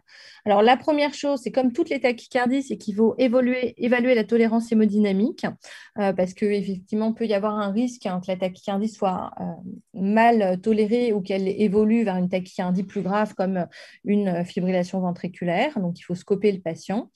Alors, si vous avez une tolérance qui est mauvaise, il ne faut pas chercher à tergiverser. Il faut faire une cardioversion urgente après une brève sédation. Évidemment, si vous êtes en arrêt cardiaque, il faut faire évidemment une cardioversion urgente. Par contre, si la tolérance hémodynamique est bonne, ce qui arrive quand même, vous avez le temps de faire un électro, de faire vos diagnostics, de faire vos manœuvres vagales. Et puis, vous pouvez essayer une réduction médicamenteuse avec la cordarone. En général, on fait 2 ampoules sur 30 minutes. Vous pouvez aussi, si ça ne marche pas, faire un choc sous sédation. Éventuellement, dans les centres spécialisés, on peut avoir la possibilité d'arrêter la tachycardie par ce qu'on appelle overdrive, en stimulant, en montant une sonde d'entraînement. Mais ça, c'est si on a la possibilité de le faire. Dans tous les cas, il faut faire une recherche étiologique pour regarder si la tachycardie est survenue sur cœur sain, sur une cardiopathie X, Y, Z. Ça peut être ischémique, ça peut être une cardiopathie héréditaire, ça peut y avoir plein de causes différentes. Donc, il faut faire un bilan morphologique. En général, on fait au moins une écho, une IRM cardiaque et une imagerie des coronaires. Et puis après, le traitement au long cours, il va dépendre de l'étiologie. Si c'est des tachycardies ventriculaires sur cœur sain, ça peut justifier uniquement d'un traitement médicamenteux ou d'une procédure d'ablation. Si par contre, c'est des tachycardies ventriculaires qui surviennent sur cardiopathie, c'est une indication en plus du traitement à mettre en place un défibrillateur. Estelle, oui. On me demande, pouvez-vous expliquer le mécanisme de la sonde d'entraînement et quelle est la place du sulfate de magnésium dans les TV et des bêta-bloquants? Alors, les TV, en gros, la sonde d'entraînement, ça permet donc de monter une sonde et de pouvoir stimuler le ventricule. Et on a les tachycardies ventriculaires qui sont monomorphes. On a la possibilité de les réduire par ce qu'on appelle overdrive, c'est-à-dire en stimulant le ventricule plus rapidement que la fréquence de la tachycardie, pour casser le circuit de tachycardie et pour arrêter la tachycardie. D'ailleurs, c'est comme ça quand vous avez un défibrillateur. Les défibrillateurs, un défibrillateur implantable ne vont pas arrêter les tachycardies uniquement avec un choc électrique. Dans la grande majorité des cas, ça va arrêter plutôt les tachycardies en stimulant plus vite que la tachycardie plutôt qu'en faisant un choc électrique. Donc, vous pouvez tout à fait, les tachycardies qui sont bien tolérées, on peut tout à fait les réduire en montant une sonde d'entraînement, comme les sondes d'entraînement qu'on monte pour les BAV, ce qui permet de stimuler le cœur, d'arrêter en stimulant plus rapidement. Alors, pour le sulfate de magnésium, c'est vrai qu'on aime bien, en fait, c'est vrai qu'un des facteurs favorisants, ça peut être l'hypokaliémie et l'hypomagnésémie. Donc, c'est bien de vérifier le niveau de potassium et de magnésium, et ça ne mange pas de pain de mettre un peu de magnésium, on en met assez souvent. L'efficacité, elle est quand même moindre que sur les torsades de pointe dont je vais vous parler après, mais voilà, en tout cas, ça fait partie des choses supplémentaires qu'on met en place je dirais que ce n'est pas quelque chose qui va permettre de réduire la tachycardie. Pour réduire la tachycardie, en général, on utilise la cordarone. C'est surtout pour éviter plutôt les récidives précoces une fois que la tachycardie a été réduite. C'est plutôt ça, pour corriger un facteur favorisant. Et s'il y avait une autre question sur les TV, Carole? J'en ai pas mal, mais j'arrive à m'en sortir avec le chat. Oui, non, ça va, tu peux avancer. Alors, pour les torsades de pointe, donc c'est une tachycardie un peu particulière parce que les facteurs favorisants sont un peu spécifiques. Donc, sur leur morphologie, ça va se manifester par une tachycardie ventriculaire polymorphe et on appelle ça torsade parce qu'en fait, l'axe de la tachycardie il va changer avec le temps. Donc, c'est pour ça qu'on appelle torsade de pointe. Vous voyez que l'aspect, c'est vraiment une tachycardie ventriculaire polymorphe avec l'aspect des QRS qui change et l'axe qui va changer au cours du temps. Ce qu'il faut connaître, c'est que les facteurs favorisants des torsades de pointe, ça, il faut que vous les connaissiez, c'est vraiment la bradycardie. Ça peut être par exemple une complication des blocs auriculo-ventriculaires qui peuvent entraîner des torsades de pointe liées à la bradycardie. Ça va être favorisé par le QT long. qui peut être spontanée ou provoquée, par l'hypokaliémie, l'hypomagnésémie aussi, et les ESV. Donc, la prise en charge, elle est un peu spécifique parce que, donc, en dehors du fait qu'il faut scoper le malade et tout ça, il faut accélérer le rythme du patient, en général en mettant de l'usuprel, l'isoprotérénol, comme on le fait pour les BAV. Une sonde d'entraînement, si l'isuprel est inefficace, et là, effectivement, il faut bien corriger le potassium, le magnésium avec du sulfate de magnésium, du potassium, et puis évidemment traiter la cause. Si par exemple c'est lié à un allongement du QT d'origine iatrogène, il faut arrêter les médicaments. Si il y a le traitement, s'il y a un BAV, il faut traiter le BAV. Enfin, voilà. Mais c'est quelque chose vraiment c'est vraiment un mécanisme un peu particulier parce que si vous mettez de la cordarone sur une torsade de pointe, vous allez encore plus allonger le QT, encore plus augmenter la bradycardie. Et là, vous allez aggraver les choses. Donc, c'est pour ça qu'il faut bien le reconnaître parce que le traitement, il est vraiment spécifique. Alors, si vous avez un dossier, évidemment, il y aura des facteurs favorisants qui sont assez caractéristiques. Enfin, on ne va pas vous donner quelque chose de compliqué, mais il faut en connaître la prise en charge particulière. Pour la fibrillation atriale, c'est une des dernières, c'est l'avant-dernière partie. Donc, c'est quand même quelque chose que vous devez assez bien connaître. Pour la prise en charge initiale, c'est toujours un peu pareil. Il faut évaluer la tolérance, rechercher le facteur favorisant. En particulier, en plus du iono, il faut bien faire la TSH.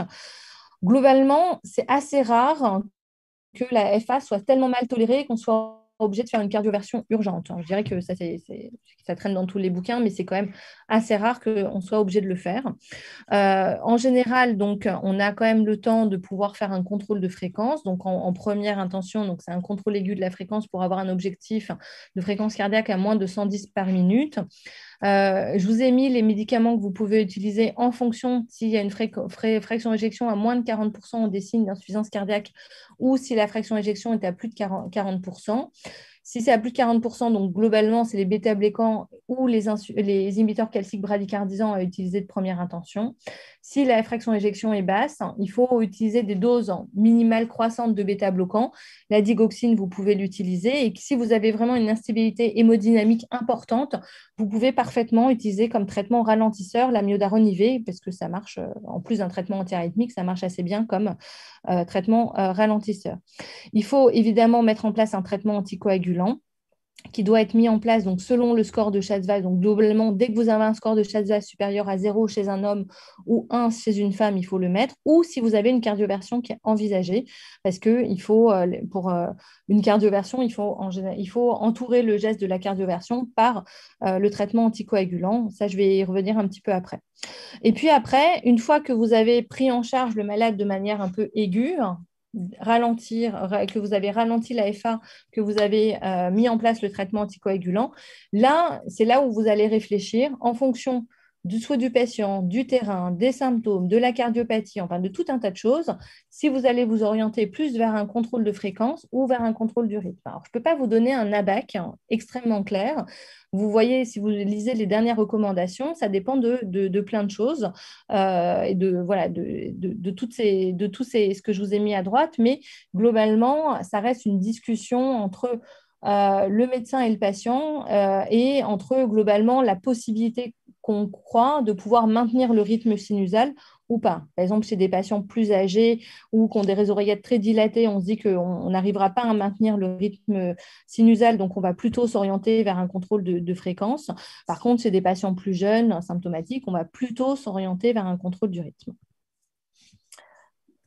Alors, les stratégies de réduction de l'AF1, en particulier sur le traitement anticoagulant. Si vous avez décidé de réduire l'AF1, vous pouvez réduire l'AFA soit par une cardioversion électrique, soit par une cardioversion médicamenteuse. Ça dépend. Donc, la cardioversion médicamenteuse, elle peut se faire en fonction du terrain et de la cardiopathie, soit par de la myodarone ou éventuellement de la flécaïne. La cardioversion électrique, ça peut être utilisable chez tout le monde. Si vous avez une FA qui est de moins de 48 heures et c'est ça qui a été un peu changé dans les dernières recommandations, un faible risque thromboembolique. À ce moment-là, vous pouvez d'emblée envisager une réduction rapide sous un traitement anticoagulant efficace. Si par contre la FA, vous n'arrivez pas à la dater, ou elle date de plus de 48 heures, ou elle date de plus de 12 heures et le patient est à haut risque thromboembolique, là, il faudra quand même vérifier qu'il n'y a pas de thrombus ou donner un traitement anticoagulant pendant au moins 3 semaines pour faire fondre un thrombus si jamais il existe. Donc, soit vous faites la stratégie classique, c'est-à-dire que vous donnez 3 semaines d'anticoagulation efficace et ensuite vous faites la cardioversion. Soit vous voulez faire la cardioversion plus rapide. Par exemple, la FA, elle n'est pas très bien tolérée et donc vous voulez le faire plus rapidement.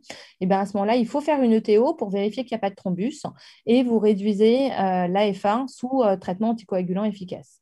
Dans tous les cas, après la cardioversion, il faut un traitement anticoagulant au décours pendant 4 semaines. Puis ensuite, c'est en fonction du score de Stade-Vasque au long cours. Donc voilà. Donc là, je vous ai quand même assez simplifié les recommandations. Mais globalement, il faut retenir que pour une cardioversion, il faut entourer le geste avec des anticoagulants et au moins 3 semaines avant si vous n'avez pas fait de TO. Oui. C'était juste pour bien préciser, on est d'accord qu'on ne fait pas de TO dans la stratégie classique après 3 semaines de traitement anticoagulant. Tout à fait. L'idée, c'est que l'intérêt de cette stratégie-là, c'est qu'on n'a pas besoin de faire de TO. On considère qu'après 3 semaines de traitement anticoagulant efficace, eh ben, s'il y a un thrombus, il a disparu. Alors, en pratique, dans les faits, ce n'est pas toujours le cas, mais en tout cas, les recommandations sont celles-ci. Et donc, on peut éviter de faire une ETO dans ce cas-là. Par contre, si vous n'attendez pas les 3 semaines, il faut faire une ETO pour vérifier qu'il n'y a pas de thrombus. Si jamais vous avez trouvé un thrombus, évidemment, la cardioversion est contre-indiquée. Il faut poursuivre le traitement anticoagulant pendant au moins 3 à 4 semaines et recontrôler le TO pour voir s'il y a toujours le thrombus ou pas.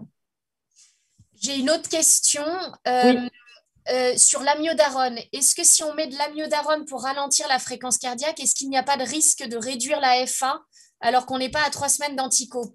Tout à fait, mais c'est des moments où, globalement, c'est des situations hémodynamiques précaires où on considère que le bénéfice du ralentissement par l'amiodarone l'emporte sur le risque thromboembolique si jamais il n'y a pas eu, si jamais le patient se réduit et qu'on n'a pas les 3 semaines d'anticoagulation efficace.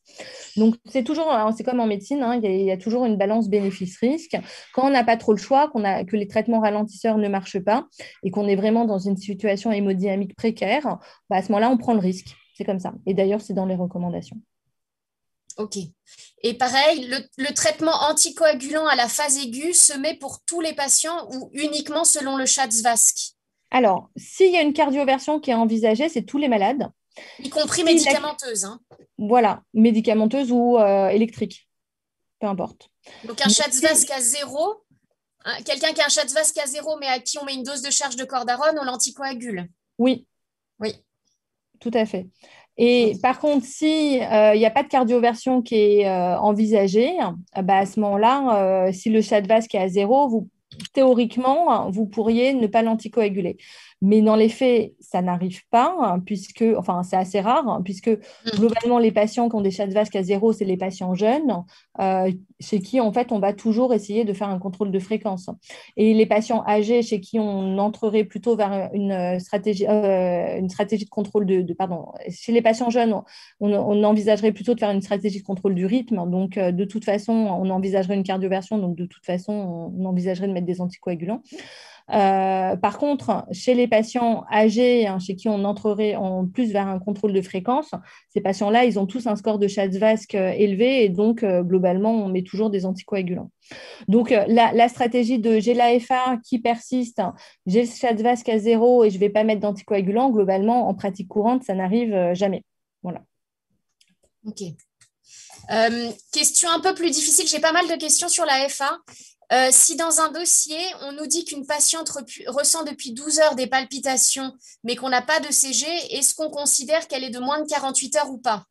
Oui, on se base globalement, on se base quand même sur les symptômes, c'est-à-dire que si la patiente elle est capable de dater vraiment de manière évidente, on dit voilà, les palpitations, ça a commencé à telle heure, on considère qu'on a un début des symptômes.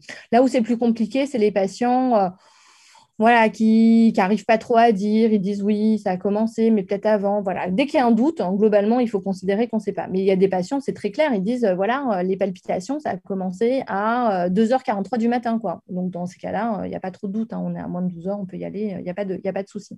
D'accord. Mais c'est vrai que cette question de dater les symptômes, voilà, c'est l'intérêt et l'importance de l'interrogatoire. Et puis, encore une fois, s'il y a un doute, hein, sur l'heure de début, il faut considérer qu'on ne sait pas. Ok. Alors, sur l'anticoagulation au long cours, vous savez que c'est le score de Schatz-Vasque. Alors, le score de Schatz-Vasque, il s'applique pas aux patients qui ont des prothèses valvulaires mécaniques ou sténose mitrale modérée à sévère. Chez ces patients-là, il faut évidemment tous les anticoaguler et les anticoaguler par AVK. Par contre, donc, pour tous les autres, en fonction du score de Schatz-Vasque, globalement, dès que vous avez un score de Schatz-Vasque à 1 pour un homme et à 2 pour une femme, il faut il faut proposer les anticoagulants et c'est les AOD qui doivent venir en première intention avant les AVK. Les AVK, c'est mis que s'il y a une contre-indication aux AOD. Donc, je ne vais pas aller dans le détail du score de Schatz-Vasque que vous devez connaître, mais vraiment, je vous ai résumé les dernières recommandations. C'est assez simple, globalement, il faut anticoaguler à peu près tout le monde. C'est assez simple. Les AOD, donc ça, je vous ai remis le tableau, je ne vais pas revenir dessus, mais vous savez qu'il faut adapter la dose en fonction de la fonction rénale et que les indications d'adaptation des doses sont très spécifiques pour chaque médicament. Donc, il faut les connaître pour voir quand est-ce qu'il faut adapter les doses. Globalement, les AOD maintenant sont recommandés jusqu'à des clairances qui sont jusqu'à 15 ml par minute. Donc, même les patients qui ont des insuffisances rénales relativement sévères, on peut leur mettre des AOD à petite dose. Sur les dernières recommandations, il y a ce tableau qui est assez bien fait pour les patients qui ont besoin d'anticoagulants et qui ont une maladie coronaire avec nécessité d'une angioplastie. Donc, ce que vous devez ce que vous devez connaître de ça, retenir de ça, je vais y arriver, c'est que globalement, après un syndrome coronaire aigu ou après une angioplastie élective, au bout d'1 an, il faut arrêter l'antiagrégant et laisser le patient sous anticoagulant seul. Ça, au moins, ça, c'est clair. Ensuite, pendant toute cette phase, il va y avoir une nécessité de donner une trithérapie qui ne doit pas dépasser 1 mois, c'est-à-dire qu'au bout d'1 mois, après une angioplastie dans le cadre d'un syndrome coronaire aigu ou dans le cadre d'une angioplastie élective, il faut arrêter l'aspirine au bout d'1 mois. Et par contre, il faudra maintenir une bithérapie qui peut durer entre 6 mois et parfois 1 an, ça dépend, en fonction, en gros, du risque hémorragique. Donc voilà, en gros, on fait un petit peu ce qu'on veut, ça dépend un peu du risque hémorragique du patient. Si le risque hémorragique est important, on fera la bithérapie, on arrêtera l'antiagrégant au bout de 6 mois. Si le risque hémorragique est faible, à ce moment-là, on maintiendra la bithérapie pendant 1 an. Voilà. Donc ça, je vous l'ai remis, vous l'aurez, mais c'est les recommandations. En gros, c'est pas de trithérapie pour plus d'1 mois. Au bout d'1 an, c'est sûr qu'il faut laisser les patients sous anticoagulat seuls. Et puis, la durée de la bithérapie, ça dépend globalement du risque hémorragique.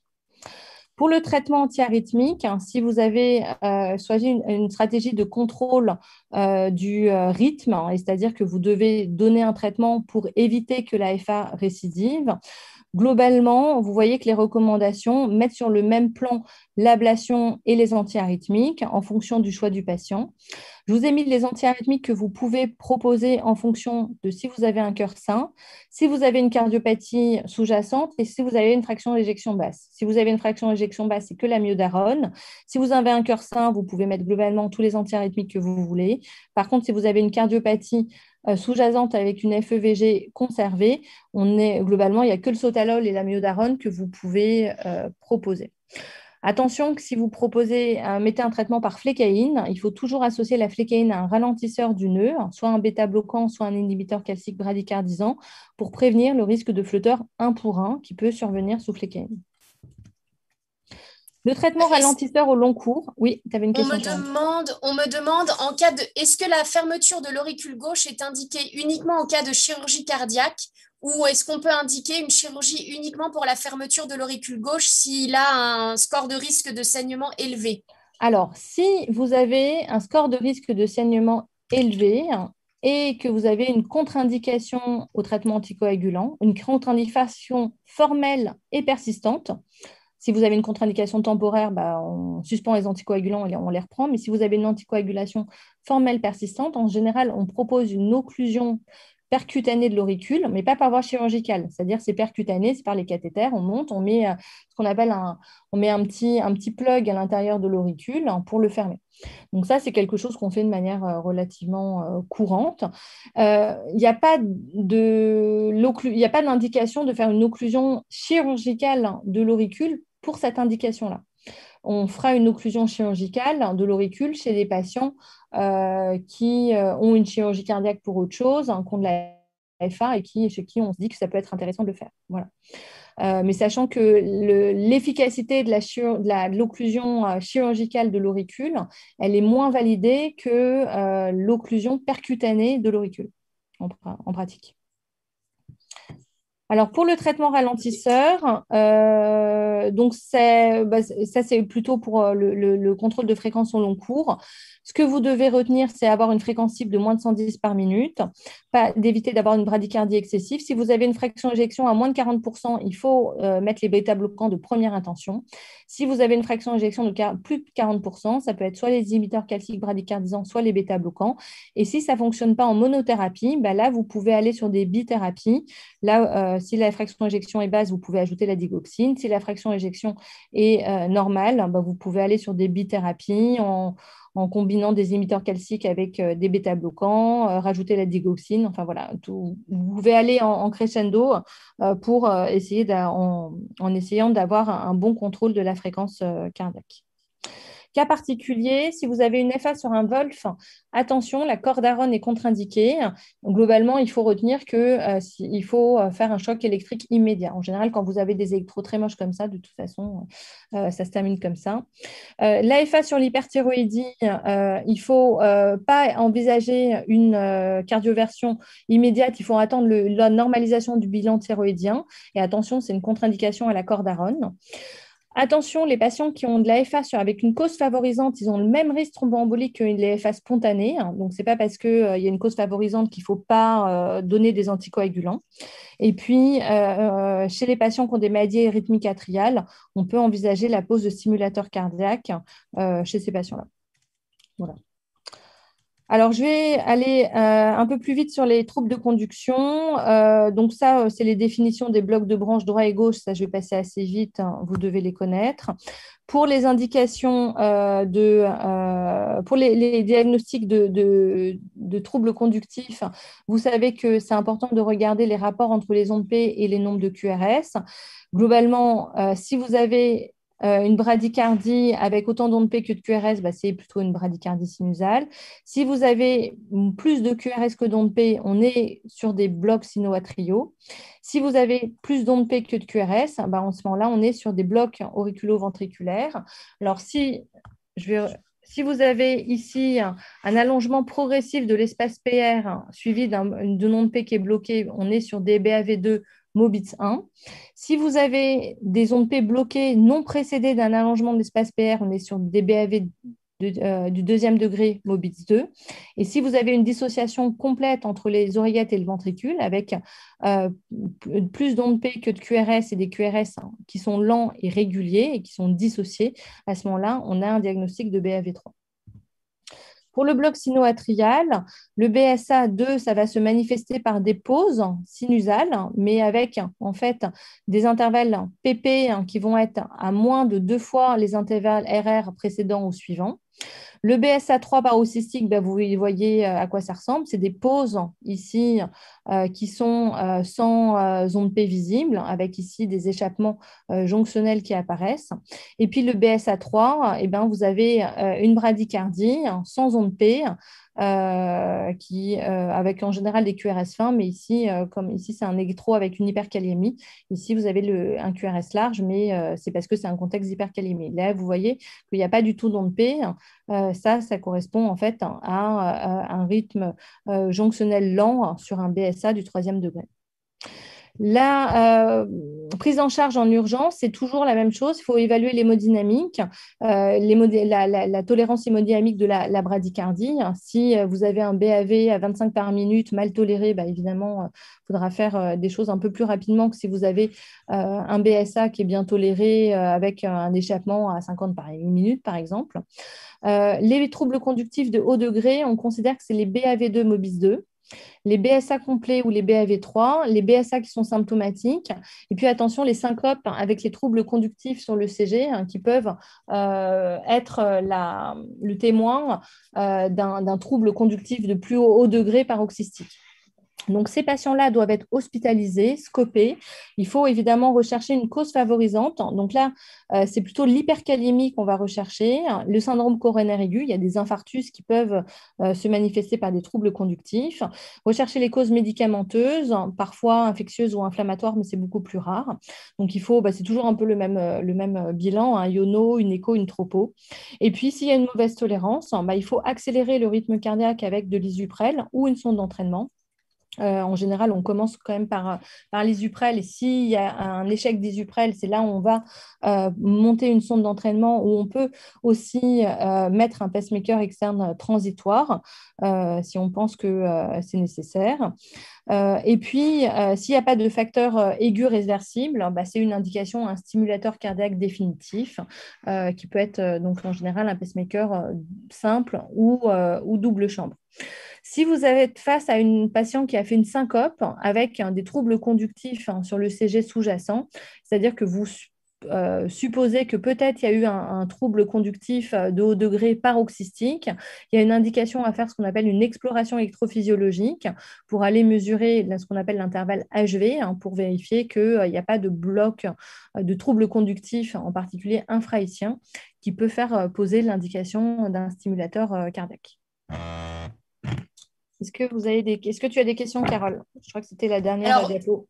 Oui, j'ai une question qui n'est pas facile, donc je gardais pour la fin. C'est donc Camille Fada qui dit « Est-ce qu'un BAV2 MOBITS 2 est un rythme sinusal parce que c'est tombé aux ECN avec des corrections divergentes ?» Et c'est vrai qu'on a souvent cette question en cours. Alors, parce qu'après tout le rythme de l'oreillette est sinusal. Ouais. Mais le rythme, on ne peut pas dire qu'il est sinusal parce qu'on considère que le rythme est sinusal quand vous avez une onde P qui est suivie de QRS et un QRS qui est précédé d'une onde P. Donc là, comme il y a des ondes P qui ne sont pas suivies de QRS, mon opinion, c'est qu'on ne peut pas considérer ça comme un rythme. Disons que le rythme de l'oreillette est sinusal, mais le rythme général n'est pas sinusal. Oui, mais je trouve que c'est un peu, disons que l'intérêt de la question est pas... Ouais. Voilà, moi je dirais que c'est plutôt un rythme qui n'est pas sinusal quand on prend la définition stricto sensu du rythme sinusal. Ok, j'avais une question également sur un peu la prise en charge des, je ne sais pas combien de temps on a, mais sur la prise en charge sur les troubles du rythme ventriculaire où en fait il y avait un petit peu des difficultés de compréhension entre mais quand est-ce qu'on fait le choc électrique, quand est-ce qu'on fait le traitement étiologique. Et donc, est-ce que tu peux revenir un peu là-dessus sur la place du choc électrique et la place, par exemple, des bêta-bloquants dans les troubles du rythme ventriculaire? Pour la TV. Pour la TV, oui. Alors, c'est simple, il y a le traitement. C'est-à-dire que vous avez un patient qui arrive en TV. La première chose, c'est qu'il va falloir réduire la TV. Soit la TV est bien tolérée. Vous pouvez la réduire de manière médicamenteuse. Vous pouvez vous laisser le temps de mettre la cordárone et de voir si c'est efficace. En général, on se laisse une demi-heure, une heure. Soit la TV n'est pas bien tolérée, et là, il faut réduire la TV avec une cardioversion. Ça, c'est la prise en charge de la TV. Une fois que le patient est revenu en rythme sinusal, vous imaginez, c'est quelque chose qui prend une demi-heure, une heure. Le patient est en rythme sinusal, là, vous allez vous demander pourquoi il a fait la TV. Donc, c'est là où vous faites la recherche, le bilan sanguin, l'échographie, etc. D'accord. Soit vous avez une TV qui survient sur un cœur sain et on se dit que ce n'est pas très grave. À ce moment-là, on va donner le traitement. En général, le traitement, c'est le traitement médicamenteux et l'ablation. Soit c'est une tachycardie sur cœur sain et à ce moment-là, on va donner des traitements sur la cardiopathie et en général, on met le défibrillateur. La prise en charge des bêta-bloquants, elle a en aigu, c'est-à-dire que quand vous voyez un malade en TV devant vous, Moi, je trouve qu'elle n'est pas très importante parce que c'est vrai qu'en général, quand on doit mettre un traitement, on va choisir plutôt la cordarone de première intention. Pourquoi? Parce que en général, les patients qui sont en TV, ils peuvent avoir une dysfonction ventriculaire. Ce qu'on craint, c'est un peu le risque de défaillance hémodynamique. Et le traitement qui en général marche le mieux pour réduire une TV, c'est plutôt l'amiodarone. Donc c'est pour ça que j'ai pas mis les bêta-bloquants de première intention. Par contre, en prévention, une fois que le patient est revenu en rythme sinusal pour éviter que ça revienne, parce qu'un des risques, c'est que la TV revienne, et bien à ce moment-là, on va mettre en général les bêta-bloquants en prévention. Mais du coup, c'est dans un deuxième temps. Je ne sais pas si c'est clair. Est-ce que j'ai du temps pour d'autres questions ou pas? Écoute, une question et après, ça sera bon. Une question, alors c'était pas mal sur la torsade de pointe. Est-ce qu'on met systématiquement du potassium et est-ce qu'on risque pas de mettre les patients en hypercalémie si on les supplémente alors qu'ils ont déjà un potassium normal? Et est-ce qu'on met de l'isus s'il n'y a pas de QT long? Alors, quand il n'y a pas. Alors, disons que le potassium et le magnésium, globalement, même si vous avez un potassium qui est normal, mettre un peu de potassium dans la perf, ça va pas être. Enfin, ça va être éliminé par le patient, donc ça ne pose pas de problème particulier. Donc, je pense que c'est bien de mettre un peu de potassium. Et puis, de toute façon, après, vous avez la calémie et vous allez adapter la dose de potassium que vous allez mettre. Le sulfate de magnésium, c'est bien d'en mettre de manière systématique, ça ne pose pas de problème particulier. Pour l'isuprel, globalement, dès que vous avez une bradycardie ou un QT long, il faut le mettre. D'accord. Donc, il y a quelques cas où peut y avoir des torsades de pointe dans des cas très particuliers de patients, voilà, mais où ce n'est pas favorisé par la bradycardie, le QT long, mais c'est des cas très particuliers que vous n'aurez pas. Et dans ces cas-là, oui, les UPREL peut, en tout cas, et pas forcément systématique, il peut y avoir d'autres thérapeutiques. Mais ça, c'est vraiment du domaine de la rythmologie hyper spécialisée. Donc, globalement, vous, ce que vous devez retenir, c'est vraiment la torsade de pointe qui survient dans le cadre de la bradycardie et du QT long. Je ne pense pas que c'est impossible. Je pense que vous ayez un autre cas de torsade de pointe. Ça me semble délirant qu'on vous pose un autre sujet parce que la prise en charge des torsades de pointe qui surviennent dans un autre contexte, elle n'est pas du tout standardisée, il n'y a pas de recommandation. Donc, vous poser ce genre de questions me paraîtrait pas adapté du tout pour un concours. Ok. Et juste une toute petite dernière question. Pardon, je vois qu'on a peut-être 3 minutes jusqu'à 11h30. Il y a un peu de débat sur la datation d'une FA de moins de 48 heures où j'ai un étudiant qui me dit qu'en réanimation, il se base que sur le scope. Et alors qu'on disait que nous, peut-être juste les palpitations qui datent de moins de 48 heures sont oui, et c'est différent parce que quand vous avez un patient qui est scopé en permanence, oui. Évidemment, vous avez la documentation, donc ça, c'est différent. Mais oui. Là, ça, c'est un cas, je veux dire, c'est pas du tout le cas habituel. Je veux dire, c'est des cas très rares. La prise en charge habituelle qu'on a de la FA, c'est le patient qui arrive aux urgences avec des palpitations, c'est ça. Et s'ils arrivent aux urgences avec des palpitations, soit vous arrivez à dater le début de manière claire, soit vous n'arrivez pas. Mais la vie réelle, c'est ça. Donc là, je pense qu'il n'y a vraiment pas de discussion là-dessus. On ne peut pas se baser sur les prises en charge de patients très particuliers en réanimation pour faire des généralités. Ok. Bon, si c'est bon.